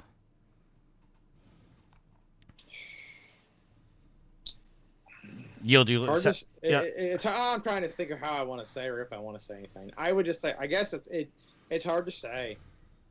I mean, I guess we'll have to see if this starts to become more and more of a thing where, a country's like, nah, we're not letting your game pass, and the developer goes, you know what, that's fine, you're not getting it then. Yeah, but couldn't that? I mean, again, I stand with the developer on this. I fully support their decision not to do this, but you have you have to assume that there's many people that pre-ordered this game in Japan that are now extremely pissed off that they're not getting this game. I mean, the developer, runs the risk of pissing off an entire fan base that may not buy their future games because they didn't have the balls to, and I'm saying that gingerly, they didn't have the balls to change their game to get it to them the first time. So why are they going to put their money out for a future game? I mean, it sounds like the lack of balls is not the problem here. It seems like they have plenty of balls to keep their game the way they want it and not, give in to what the Japanese rating board wants. I'd say that's plenty of balls there. Oh, well, I mean, maybe I used the wrong analogy, but I'm just saying. My guess would be they would have to really change the game to make it okay over there, and they were unwilling to do that. It wasn't just hey, clean this up here and we're okay. Right. I mean, you always run the risk of the ESRB or PEGI or, whatever ratings board around the world, because there's so many of them, they have different standards. You're going to run into a situation like this where it's fine for the U.S. market, but it's not fine for the Japanese market. So says the ratings board. So I don't think this is going to. I think this is a sign that ratings boards aren't going to hinder game development because we've had stories in the past where this game can't be in this market because of so and so or because this content, whether it be violence or just something that's more socially based. This game can't go to here for this reason. So I think that it's good that developers like, what, we'll just forego that market, but we're still going to make the game and put it out. The fact that a developer on a new IP doesn't feel the pressure to give in is a good sign for the video game industry. Because I think the bigger problem would be is if video game companies feel the need to censor themselves for the sake of just getting their game out there. And this is an instance where the game developer is fighting to get their game out there the way they want it. I think that's a positive. All right. You'll final comments? No, don't have any. All right. Well, moving on to our last story before we go into our topic of the week. This is coming from IGN, and we talked about the Arkham games already, and we know that Rocksteady is coming out with Suicide Squad Kill the Justice League, but we have some bad news leading up to the release of that game. This has come from Joe Screbbles over at IGN. Batman Arkham Studio co-founders are leaving the studio. Rocksteady co-founders Shefton Hill and Jamie Walker, who helped create the Batman Arkham series, as well as the upcoming Suicide Squad Kill the Justice League, are leaving the studio for a, quote, new adventure in gaming, end quote. In an open letter, Warner Brothers Interactive president David Haddad said, quote, with Suicide Squad Kill the Justice League nearly finished, they have both decided to leave Rocksteady at the end of 2022 and will begin a new venture in gaming. And, quote, it's not clear what that new adventure will be. It's not just a major change in leadership for the business, but on the creative side, with Hill having directed all of Rocksteady's Arkham games, as well as Suicide Squad, Hill and Walker will be replaced by Nathan Burlow as studio director, and Darius, I can't even say your last name, Darius, I'm sorry, as studio project director. It's not clear who, if anyone, will take up the reins as director of the upcoming Suicide Squad game. They have issued a statement, but I don't want to read the statement and bore everybody. Alex, I'll go to you first. Is this a bad sign, for one, for Suicide Squad?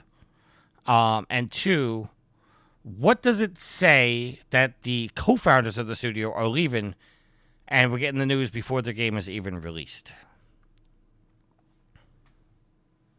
I mean, do we know how integral they were to the game itself? Well, according to the article, what was it? Hold on, I just lost where I was reading it. Hill directed all of the Arkham games, so he was heavily behind it. I would be concerned if they said, "Hey, these guys are the head of the project." The heads of the project, and then halfway through development they decide to leave. That's exactly what happened. They were both heading up Suicide Squad. I think we lost Alex Field. Your kind of director producer. We did. What? Alex, you're going to have to start over because we didn't hear a thing you just said.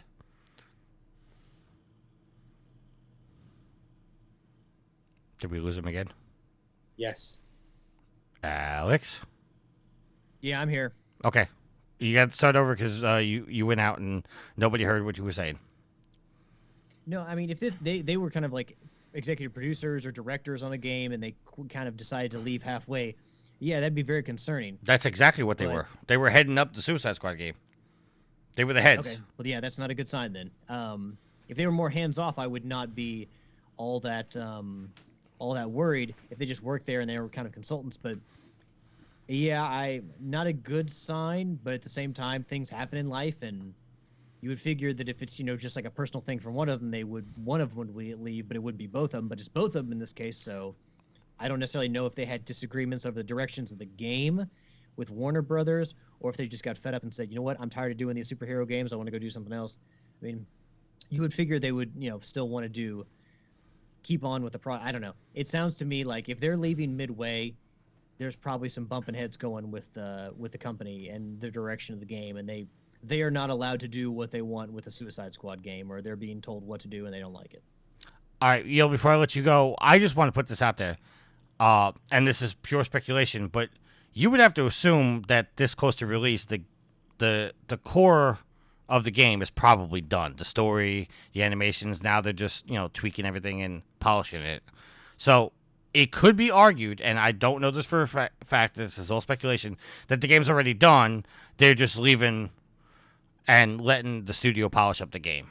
Does that sound like a plausible thing to you, Yield?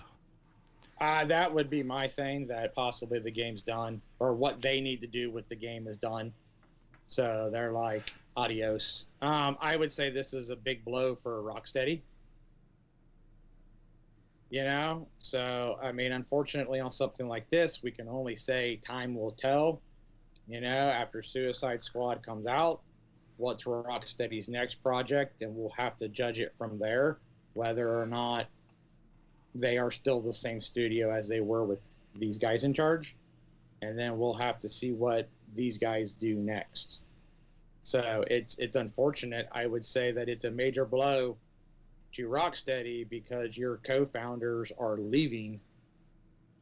That's kind of the vision, you would think that is the vision of your company. And the Rocksteady Batman games are held very highly. So, it was the same thing. It was almost kind of the same thing when, why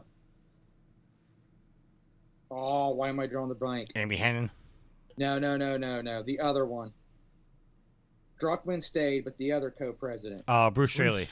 Bruce Straley. When Bruce Straley left, it was, that's one of the cornerstones of Naughty Dog. How is things going to shake out? So, but you still had Druckmann. Well, now you've lost two cornerstones of your company, so this ship might be rocking a little bit, and not in the good way. So, yeah. I'm still looking forward to Suicide Squad because I do like the Rocksteady games. I have faith that this is still going to be a good game, but yeah, as you both pointed out, this really sucks that they're two co-founders who have been behind all of the games that we've loved is leaving. I mean, to me, I don't know if it's on the same level, but to me, this is almost the equivalent of Kojima leaving Konami. You have a cornerstone of the company, and they're just leaving. I mean, granted, we knew Konami and Kojima were having their fights. They didn't see eye to eye, and it was just better they separate. But that's not the story we're getting from here. It's not sounding like they're butting heads. They just decided that they didn't want to do Rocksteady anymore. They're going to start their, as they said, new adventure in gaming. What that means, we don't know. So, all right. So at this time, we're going to throw it across the pond to Sid. But gentlemen, I'm going to leave it up to you. Because Sid has left us a 11-minute Sophie's Trophies. Do you want to do that live, or do you want to have that patched in later? Just do it live. 10-4. Take it away, Sid. Hello again, my friends. Sid again with yet another Sophie's Trophies, and this one is a zombie themed game. The last one for the Halloween season. It is a game I have covered again a long time ago, so let's just see if we can do it a bit better. And this is Dead Nation. This is the Apocalypse edition, so the PS4 edition of Dead Nation. It came with all the extra levels, and some of the trophies were a little bit different than the PS3 version. The game itself, guys, is a twin-stick shooter.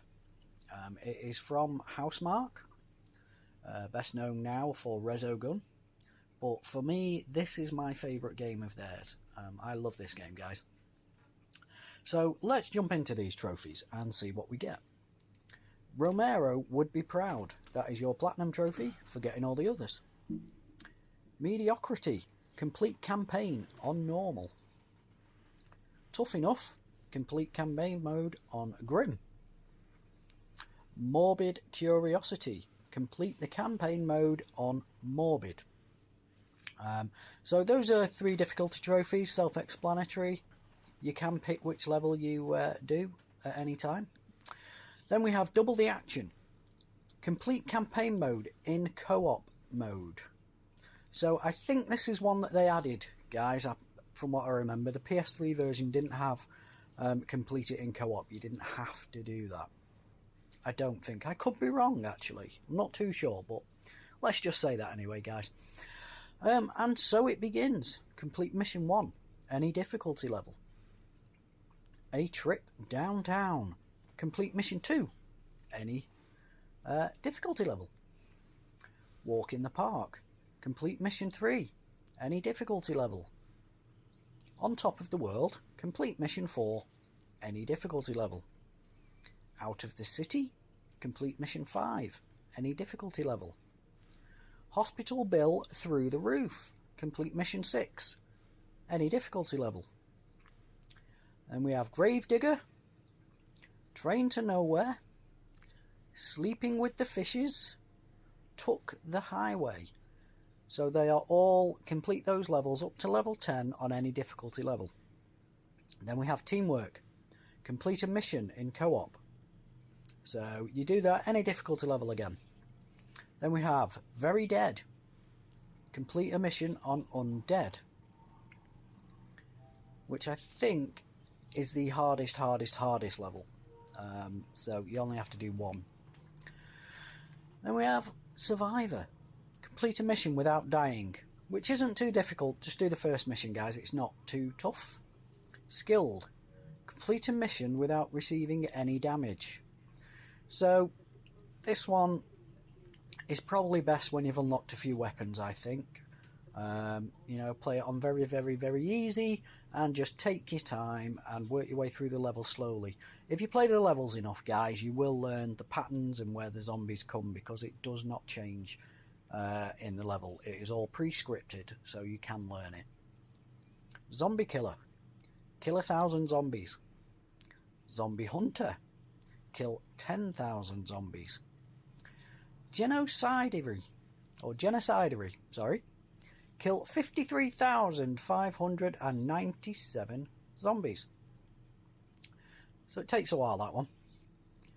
But it goes across all levels, all difficulties, everything. So it doesn't matter what you do, that will add to your total. Aim for the head. Perform 500 headshots. This will come naturally, guys, because the headshots, you can't actually aim for the head. You'll be aiming for them, and sometimes it will hit them in the head. Up close and personal. Perform 500 melee kills. Blown to bits. Blow up 1,000 zombies. Pyromaniac.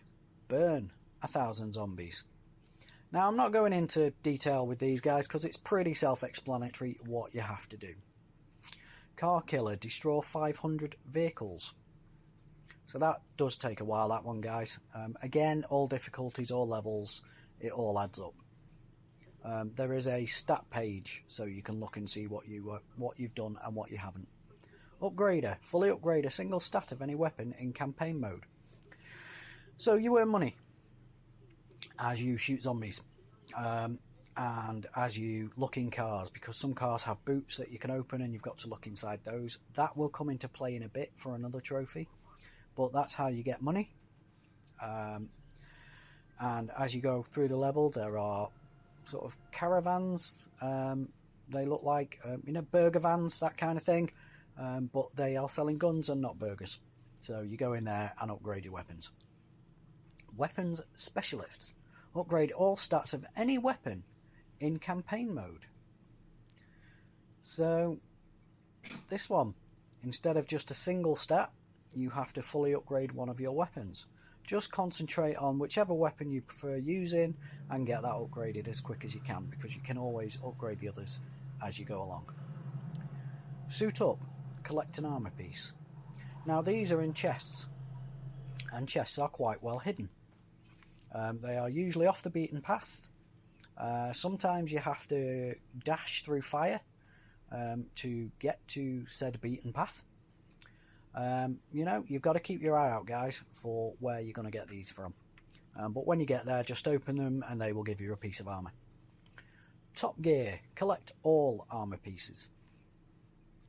Contributor, help your country to clear the virus infection. Now this one I'm not too sure about. I don't know what they're on about here. I mean, as you're playing the game, guys, there is a screen that shows, say I'm in England, which I am. It shows what England has done to the zombie infection. I don't know whether it's an actual stat that's used by sort of in-game stats, as it were, or whether they're just made up. I don't know. But whatever you do, that trophy will just pop really, really easily. Looter. Collect all the loot in any mission. So you've got to get 100% of loot. This comes from little square boxes, like lock boxes. So you've got to open those, collect what's in those.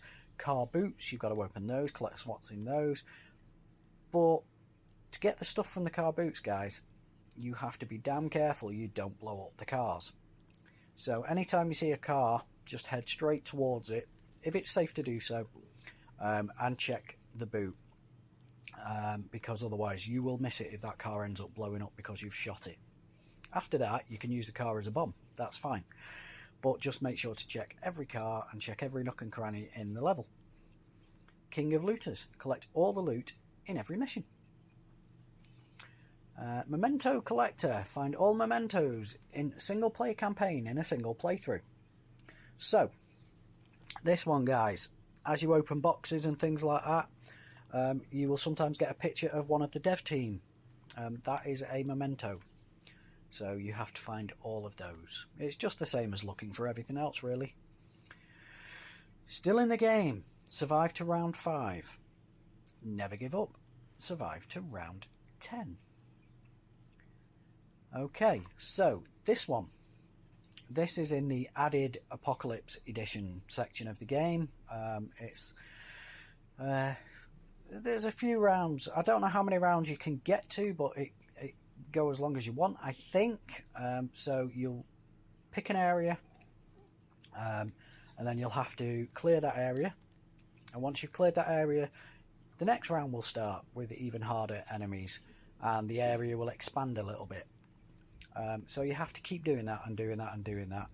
As you go through this, you will get to certain sections where it will give you a choice for an upgrade. So you can either upgrade a weapon, your health, or anything else. And it's all about being strategic and trying to pick the right upgrades for the right situation. So get to round 10 on that and you will survive. So what I said about the co-op before, that wasn't an added trophy. This is the added section. These last few trophies here. So yeah. Then we have Combo Master. Get the Apocalypse combo kill bonus, 150 kills. This is quite difficult. There's not really too much you can do about it. You just have to practice this survival edition part of the game. Sorry guys, it's been a long time since I played this game, so I'm probably not doing it better than I did last time, but hey, there you go. So anyway, 150 kills. You have to just keep killing and killing and killing and killing and killing without getting hit, because every time you get hit, your combo goes down. So practice that one, guys. It is doable. Then we have dynamic duo, complete a round in co-op without either player taking damage. So you need a friend for this, as always, obviously, co-op. And just get through the levels together without getting hit. So, in this section, there are emblems, big emblems, that you can find. And I think there's 8 or 9 of them, something like that. I don't think there's 10. I could be wrong, but I don't think there's 10.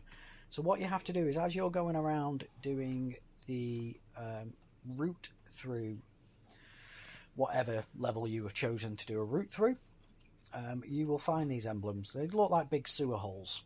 That's what they look like, or manholes, manhole covers. So go up to them and interact with them, and you will collect it. So as you go around, you can take different routes. So each time you do a circuit of the game or the level, take a different route, and that way you will find all of these. So that is it for Dead Nation, guys. That is the last spooky game for the Halloween season. You know what? I've not actually played that many spooky games, to be honest. I thought I'd play more, which is why I'm covering these older ones. But hey ho, we will get onto some other games that I haven't covered next week. But for now, guys, I hope that was okay. Take it easy and keep getting those trophies. Bye. All right. Thank you, Sid, for that Sophie's trophy. You guys still with me? Yeah. All right. So last week, you guys missed a couple listener questions. So we're going to go into those now. Time to check my social media, yeah. All right. Starting off, we're going to stay with Sid. Sid wants to know, why is Dark Souls so good? I can't answer that because I've never played Dark Souls. Yield? I can't answer that because I've never played Dark Souls. Alex? I think Alex went away. We'll come back to Alex. All right, Matt G, the birthday boy, wants to know, burger, hot dog, or chicken wing? Burger. Well, wait. Does he specify how it's being cooked? Hey, just ask burger, hot dog, or chicken wing. Probably burger, but hot dog's right behind it. I'm gonna go with cheeseburger, but I think that falls under the burger, so. It does. And Rick says spicy chicken wings all day. No, not a chicken wing guy. I mean, I'll eat them, but not my thing. I'm a chicken wing guy too. I just stay away from the spicy because spicy likes to kill me. All right. Rick wants to know, would you rather be a werewolf or a vampire? Werewolf. I think I want to be a vampire because I'm a night guy. Who says werewolves aren't night people? Well, they can't go out during the day. Vampires cannot. What? Did I say vampires? I thought I said werewolves. Who says werewolves aren't night people? I think you said werewolf. Okay. I said vampire. Oh, your Yeah. question is who says a werewolf? Oh, I'm sorry. Yeah, you said it. You said they can't go out during the day, and I'm like, who says werewolves can't go out during the day? Vampires can't go out during the day. Yes, vampires can't go out during the day. I mean, the idea of being a werewolf does intrigue me, but just based my answer on the fact that I'm a night owl, I'm going vampire. And Rick's last question: what film would you drop everything to go and see on the big screen?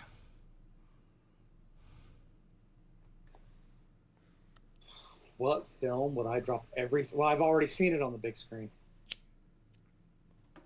Okay, they're re-releasing it. What movie is it? Okay. I hope some of that came through. Huh. What's I that? had my. Oh no, you heard me, so my microphone must not have been muted. Uh-oh, what happened? Well, no, I muted my microphone while Sid was talking. Or I thought I did. I hit the red button, but you can still hear me. Is Audacity still picking it up? Well, it is now because I unmuted it. So go back and ask me the first question. In case it didn't, we'll just go back and get it all.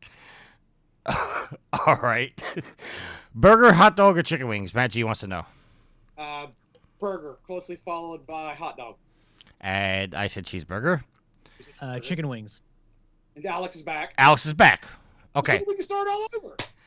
All right. So, Alex, cut everything after Sid, after the audio. All right. We're going to go into a list of questions because you guys forgot it to do this last week. So, we're going to go touch base with them real quick. Starting with Sid. He wants to know, why is Dark Souls so good? I can't speak to that because I've never played it. Yield? I can't speak to that because I've never played it. Alex? Cool atmosphere, cool monsters, even if it is punishingly hard. All right. Matt G wants to know, burgers, hot dogs, or chicken wings? Yield? Burgers, closely followed by hot dogs. I'm going to say cheeseburger, but that falls under burger, so. And Alex? Chicken wings. Chicken wings. And Rick says spicy chicken wings all day, but as I previously said that you're not going to hear because Alex is going to edit out of the show, hopefully, I stay away from the spicy because spicy likes to kill me. Because spicy tries to kill him. Rick says, would you rather be a werewolf or a vampire? Alex? Well, I think both denote some super strength, which is always a pretty cool, benefit to being some kind of superhero or a monster. I don't know. I don't think I would ever get used to wanting to drink blood.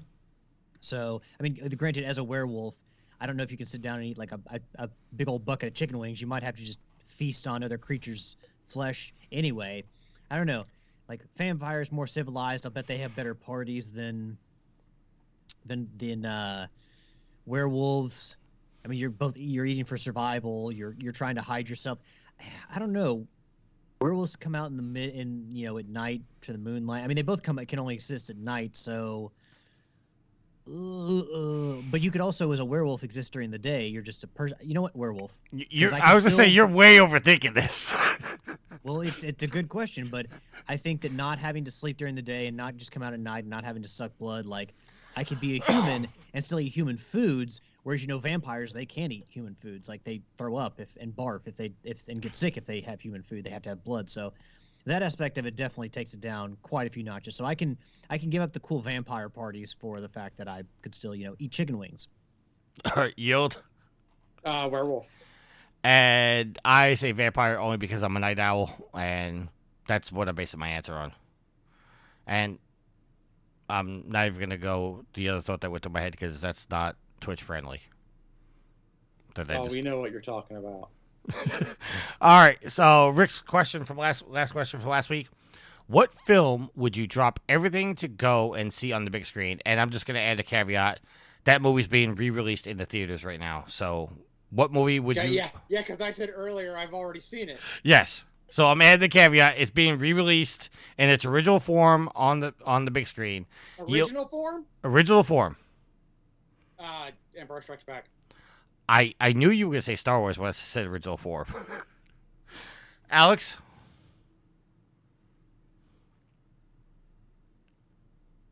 And I would even go see Last Crusade. I think we lost Alex again. Alex, are you muted or did we lose you? We were doing so well, Yield. We were.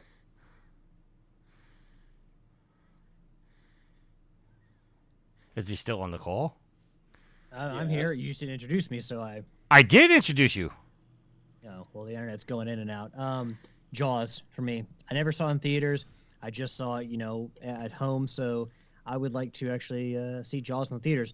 I will say that one of the community pools around here used to actually show Jaws on the big screen while you were wading in water.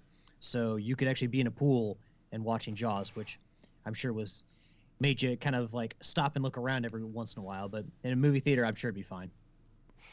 All right, and I'm sure that I'm going to get a little bit of hate for my answer. Revenge of the Sith. Well, I mean, that is considered one, always argued with the other two movies as one of the best, so. No, so that's my answer. All right, so going back to the only question we got for this week as I'm scrolling up, and...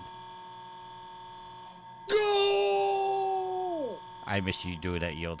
I don't even know the score. The game started an hour ago. Well, it's either 1-0 or it's not going well. Yes. Okay, so Rick wants to know. Oh, excuse me, not Rick. Matt G wants to know.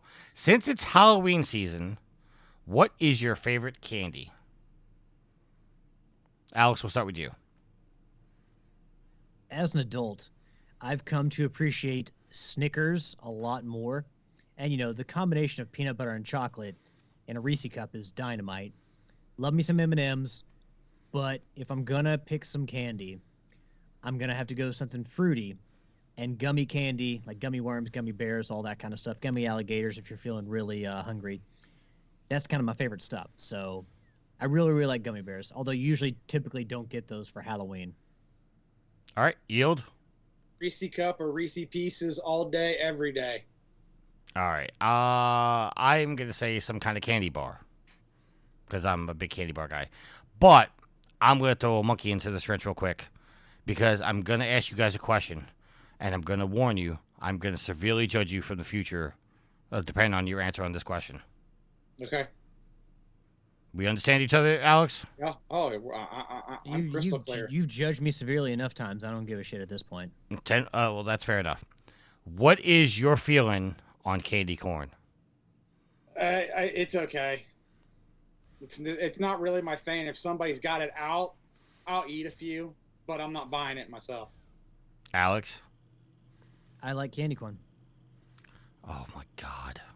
I knew that was going to be... I knew you were going to judge me for liking candy corn, but no, I mean, I do. Like, we went over to a couple friends' house for movie week. We ended up watching Sharks of the Corn on Amazon Prime as our kind of horror movie du jour, horror movie of the day. And Ashley made a Chex Mix kind of style thing, but with candy corn in there. And it was quite good. Oh, candy corn, peanuts, and Chex. And like pretzels and stuff like that. Pretzels. I think actually there's like... I've heard of that.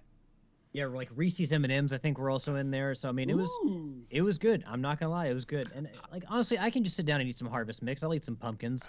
I understand like the waxy texture isn't for everybody, but I like them. All right, Matt G and Caneless, I'm gonna wait for your answers in the chat. But I used to like candy corn as a kid, but as I grew up, it's abysmal. It's absolutely abysmal. I don't know how anybody eats candy corn anymore. And I understand I'm a hypocrite because I loved it as a kid. Just like the same people that eat Peeps. Yeah, Peeps, same thing. All right, so Kayla says Reese's is amazing. Absolutely. Candy corn, which I'm gonna give Kayla some props. He spelled corn as in like the band corn. Like the band corn, okay. He says it's meh, and he also says he loves Peeps. I mean, some people do. Like I said, it's like candy corn to me. I'll eat a couple, and I'm good. All right, Matt G, wait for your answer. Give candy corn its due. At least it's not one of those Halloween candies like dots that stick in your teeth and like pull out fillings. Like those are the worst candies, is the ones that stick in your teeth, and you got to like have a pair of pliers to take the candy and your teeth out. I think you're referring to Mike and Ike's. They're not as bad as dots. Dots are the worst about that. Milk duds aren't great either, but dots are the worst about getting stuck in your teeth. Now I like milk duds, but you don't chew on them. You just roll them in your mouth, so it's like Rolos. I'm a Snowcaps guy. Never had them. You've never had Snowcaps? No. Wow, that's like my go-to at the movie theater. I prefer some Raisinets if I'm getting candy at the movie theater. I'm getting Reese Pieces. Kayla says, "Oh my God, dots are blah." Yeah, see, there we go. All right, so let's get in. Matt G, I expect your answer on candy corn if you're still listening. He's in the chat. I just don't know if he's listening. It's his birthday. He's probably not listening to us. I wouldn't listen to us on our birthday. Probably got a mouthful of candy corn right now. All right, so our first topic, I put in here just because how ironic this story is. Coming from IGN, written by Ryan Dinsdale, headline reads, Phil Spencer says Xbox hardware or subscription prices will have to rise at some point, but not this holiday. As reported by The Verge, Tom Warren on Twitter, during the Wall Street Journal's WSJ Live event that the Xbox boss said that the Microsoft won't be able to hold off a price increase for its products forever. Quote, I do think at some point we'll have to raise the prices on certain things, but going into this holiday, we thought it was important to maintain the prices. We've held price on our console, we've held price on our games, and our subscription.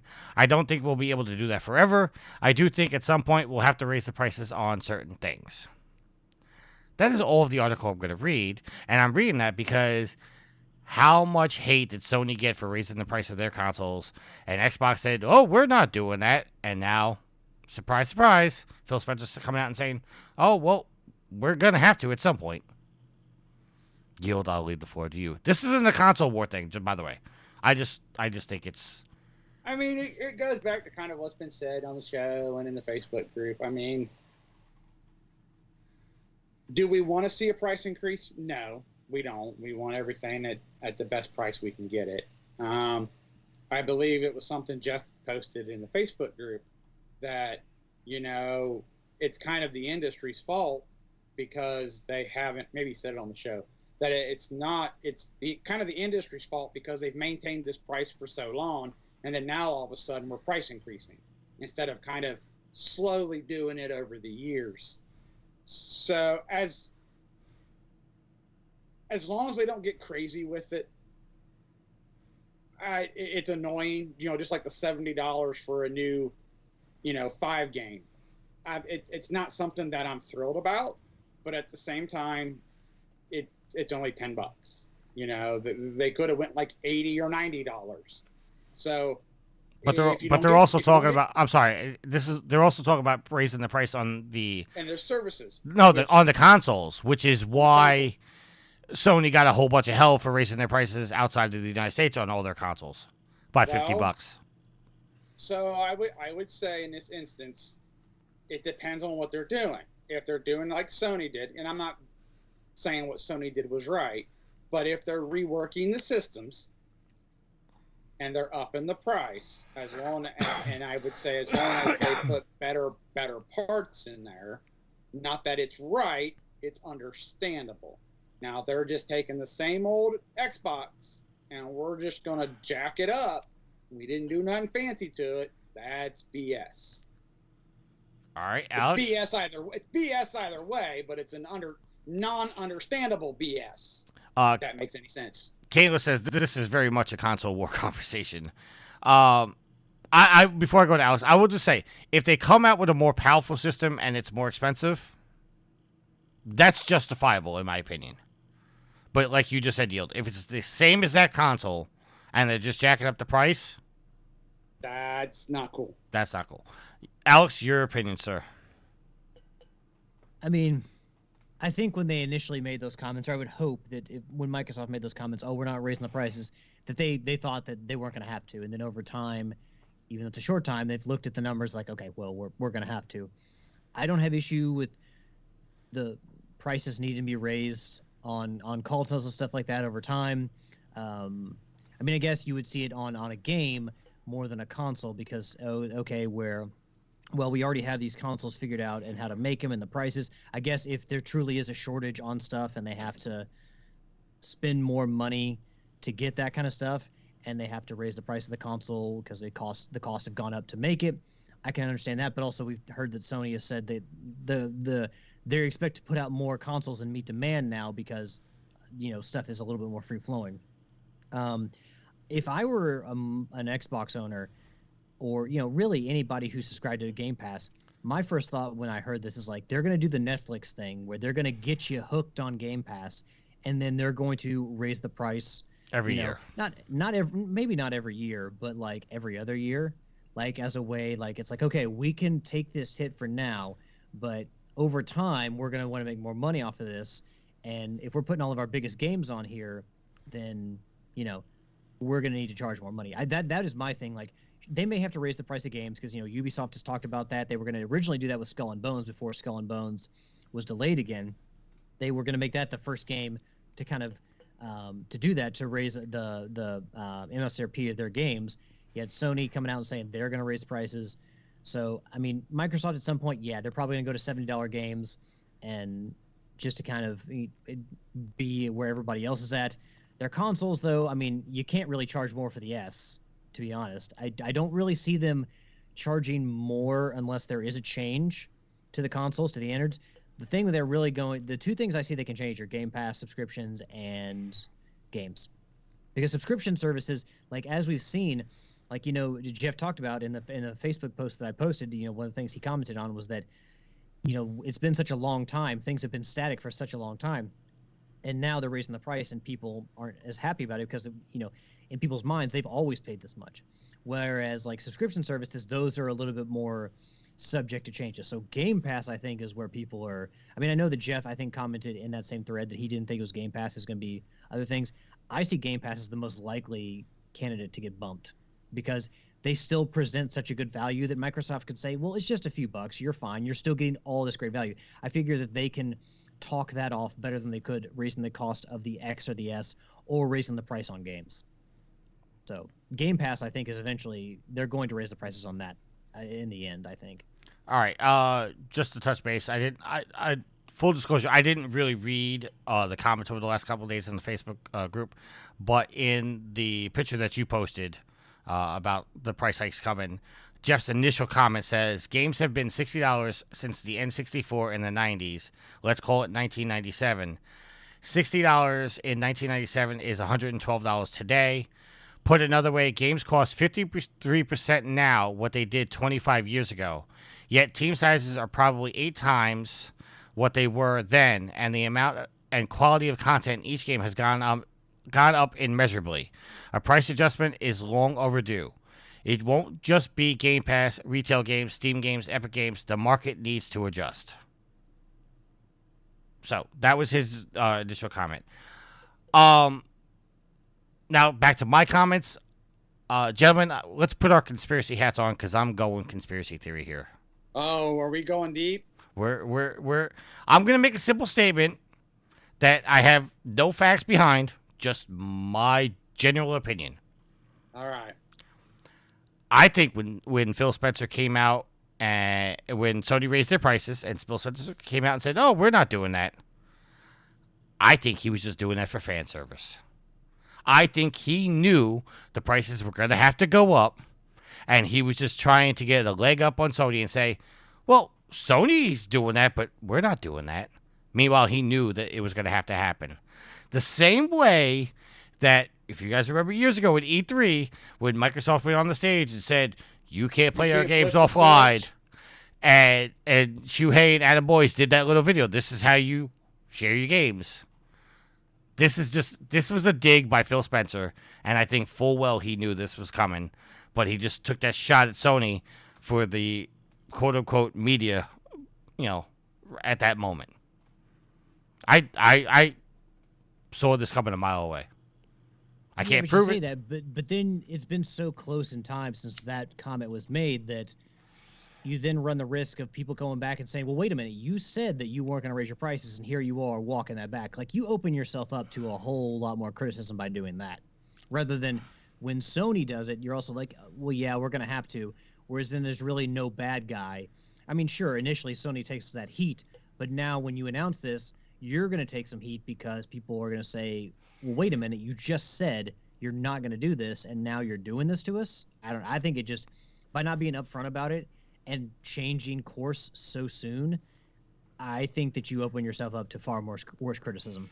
And just for the record, Phil Spencer said that on August 25th, so that's approximately 2 months ago that he said that.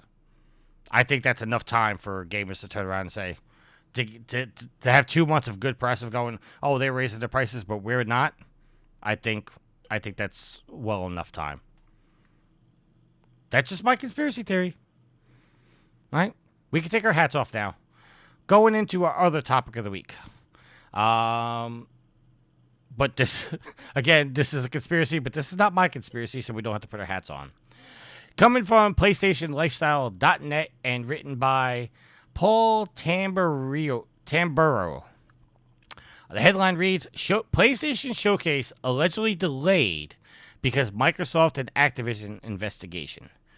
Going into the article, An upcoming PlayStation showcase has allegedly been delayed by Sony due to the ongoing CMA investigation into Microsoft's acquisition of Activision. The showcase, which was reportedly set to feature new exclusives and first-party IPs, is set to have been pushed back due to a feeling that it could add weight to Microsoft's comments in the investigation. The news comes from a reputable PlayStation insider, Millie Ahmad, who claimed that Sony was planning to hold a PlayStation showcase on October 20th.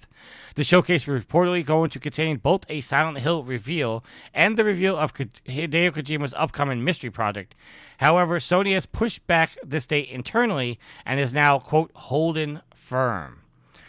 Microsoft is currently under investigation by the UK's Competition and Markets Authority, an investigation that Sony has welcomed.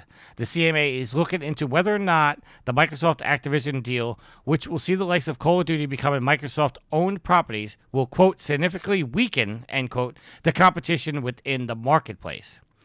Microsoft has argued that it is currently, quote, last place in console, 7th in PC, and nowhere in the mobile game distribution globally, end quote. So by holding a PlayStation showcase revealing new exclusive, Sony potentially believes that this will strengthen Microsoft's argument that the Activision merger will not provide the company with a huge unfair advantage in the marketplace. Let's go to you, Yield. What do you think?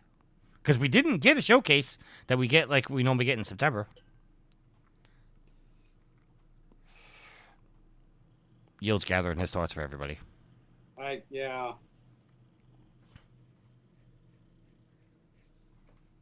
Honestly, I just don't really know.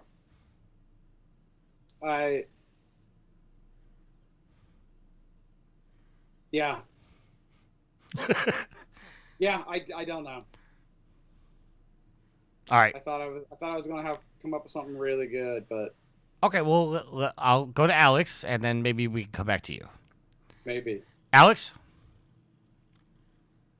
I think it's more likely that because they have God of War coming out, and that's everyone's focus, they are going to keep the focus on that. They don't want to announce anything that's kind of going to get swallowed up in that wake. I think it's more of a fact that they know they don't necessarily need to put one out. They probably don't have enough to show of the next Spider-Man game. They probably don't have enough to show, or hardly anything, of the Wolverine game. So I think that they're going to say, everyone knows that Hogwarts Legacy is coming out. They've already done a good job of promoting that. And they're going to say, you know what? We've shown you some VR games. We've shown you Horizon Call of the Mountain. We're just going to focus on God of War, and that's going to be a huge seller for us over the holiday, and they don't really need to have a showcase. I don't think we're always going to have a yearly September showcase. I mean, it's around the time where they can focus on some of their holiday stuff, so it would make sense. But you're probably, based on what they have to show, going to get changes to their calendar every year. So I think it's conspiracy theory. Yeah, you can kind of connect some dots, but I think it's more to the fact that their big game is God of War, and that's their focus now. And they're just releasing, on the PlayStation blog, like trailers and new videos and stuff pretty regularly. So that's how they're getting people excited. They don't need another showcase because they've kind of told us kind of what's coming in the immediate future. I mean, arguably, we've gotten state of plays that focus solely on one game, a big release coming out. I mean, it's a little surprising that we didn't even get like a God of War showcase, or state of play, sorry, so to speak. I don't know what to think about this because even if Sony did or did not do this video, gamers know that Sony has some big games in the pipeline. And for somebody to say that if they release that information, it strengthens Microsoft's argument, I can kind of see that, but I don't think it really would strengthen Microsoft's argument saying, well, no, just because we acquire all these games, look what Sony's got coming out. They're not going to get hurt. I don't think the two necessarily correlate because we already know Sony has some big games in the pipeline. So, is it plausible that they held back their state of play or the showcase because of this? Yes. Do I think Sony internally is that worried about it? I just don't buy that. Yield, I'm going to come back to you. Your thoughts, sir. I still don't I don't know. Do you think Do you think it's plausible that Sony held back this because they don't want to help Microsoft in their argument? It could, but I'm still. I guess I'm puzzled how an announcement of 2 exclusives. I'm still not buying that if they lose Call of Duty, it's the death of Sony. So I'm still flabbergasted by the whole thing. I mean, honestly, and I guess I would think you two would both agree with me. I'm just ready for this merger or this sale to end in either direction. Yes, I absolutely 100% agree. Because until a decision is made, I feel like every week we're going to have some kind of story about it or some kind of conspiracy theory. And we've said our comments on the show many times how we feel about Jim Ryan, arguing, not arguing. I'm ready for this purchase to either fail or go through already. Because I'm not gonna say I'm tired of talking about it, but it is getting a little monotonous that every time we do a story, and like you'll like to point out like the console wars, every one of these stories fuels that console war in some way, and I'm just ready for it to end. And Yield, you already agree with me. Alex, what about you? Do you feel like you're ready for this to end? Yeah, I mean, when it first came out, the news first came out, it was a very exciting topic to talk about because then you could theorize, well, what's Sony going to do? Does this change Sony's strategy? But now we're at the point where it's like, we've seen that Sony's not going to react. They're not making a similar purchase or, even a big purchase really at this point. So, I mean, not to downplay Bungie. Bungie is a big purchase, but nothing. Sony's not going to react to it in the way that people thought or hoped they would. So, at this point, it's just like, kind of annoying to talk about it because it's like, just let it happen and let's move on with our lives, because if anything, hopefully Microsoft can clean up the cesspool that is Activision Blizzard, because they had some serious problems and hopefully Microsoft can fix those. We'll see, fix the culture there. But yeah, we're talking about whenever we talk about this, we're essentially talking about the same thing over and over again. Will they, won't they, will they, won't they, will they, won't they? Do you have a problem with this? I mean, it's got to be getting boring to listen to as it is to talk about. All right. Well, with that, we're going to close out the show. Yield, we'll go to you for your shout-out, sir. Shout out to Alex Nitro for some Rocket League. Shout out to the Brain 76, Prepare to Die or Scum and Nitro for some Deep Rock Galactic. Shout out to Tricky and Alex for recording. Shout out to Matt G for his birthday and everybody else who was hanging out in the Twitch chat. Shout out to Sid and Rick and everybody else that dropped questions in the Facebook group. And shout out to the rest of you all who hang out in our Facebook group and listen to the show and interact with us. Yeah. All right. That's it. Alex? I want to give a shout out to the listeners, the fans, the fuel to the fire that is Trophy Horse, people like Matt G. Happy birthday, Matt G. And Caneless as well. Thank you all for stopping by the chat and, sending us some questions or making some comments on things. And Caneless, hopefully in your line of work, people treat you nicely because they certainly should. Give a shout out to you guys for recording tonight, Tricky and Yield here on All Hallows Eve. Well, I guess that's Halloween technically, but the eve to Halloween Eve. Give a shout out. Give a shout out to Ashley, my awesome and loving girlfriend. I love you, honey. And I got nothing else. All right, I want to give a shout out to Daryl, Kurtman, Neptune Princess, Redbeard Rick, and Felicia, all for being patrons. We greatly appreciate that.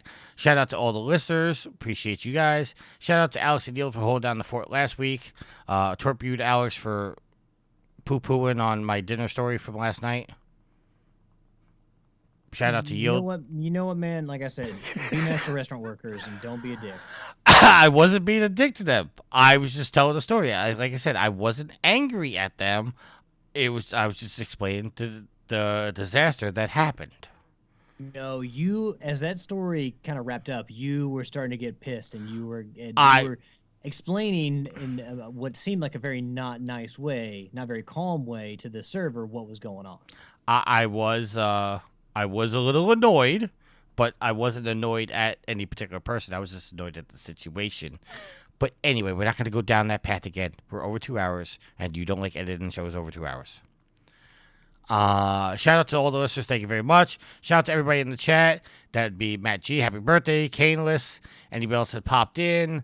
I saw a couple names pop up, but nobody left any comments. Feel free to get involved. That's why we do the Twitch chat. We love having you guys get involved, especially when we get live reactions to candy corn being horrible. So if there's nothing else, until next week, happy trophy hunting. Peace. Later. Oh, sorry. Hold on. One last thing. If you're listening to the show, it's Wednesday. This upcoming Saturday is Extra Life. Join me at twitch.tv/ProofAGamer as I stream for 25 hours for the kids.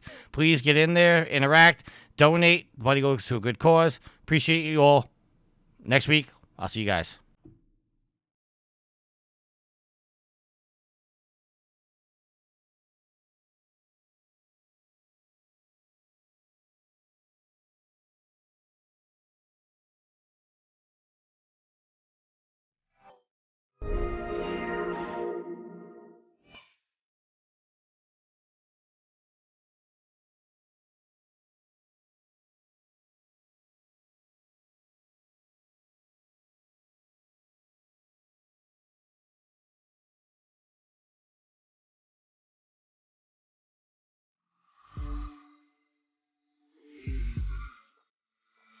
The theme song is Venus by the band Even off their album Venus. Permission granted by the band and Twerk Film Records. You can find them on Facebook by going to www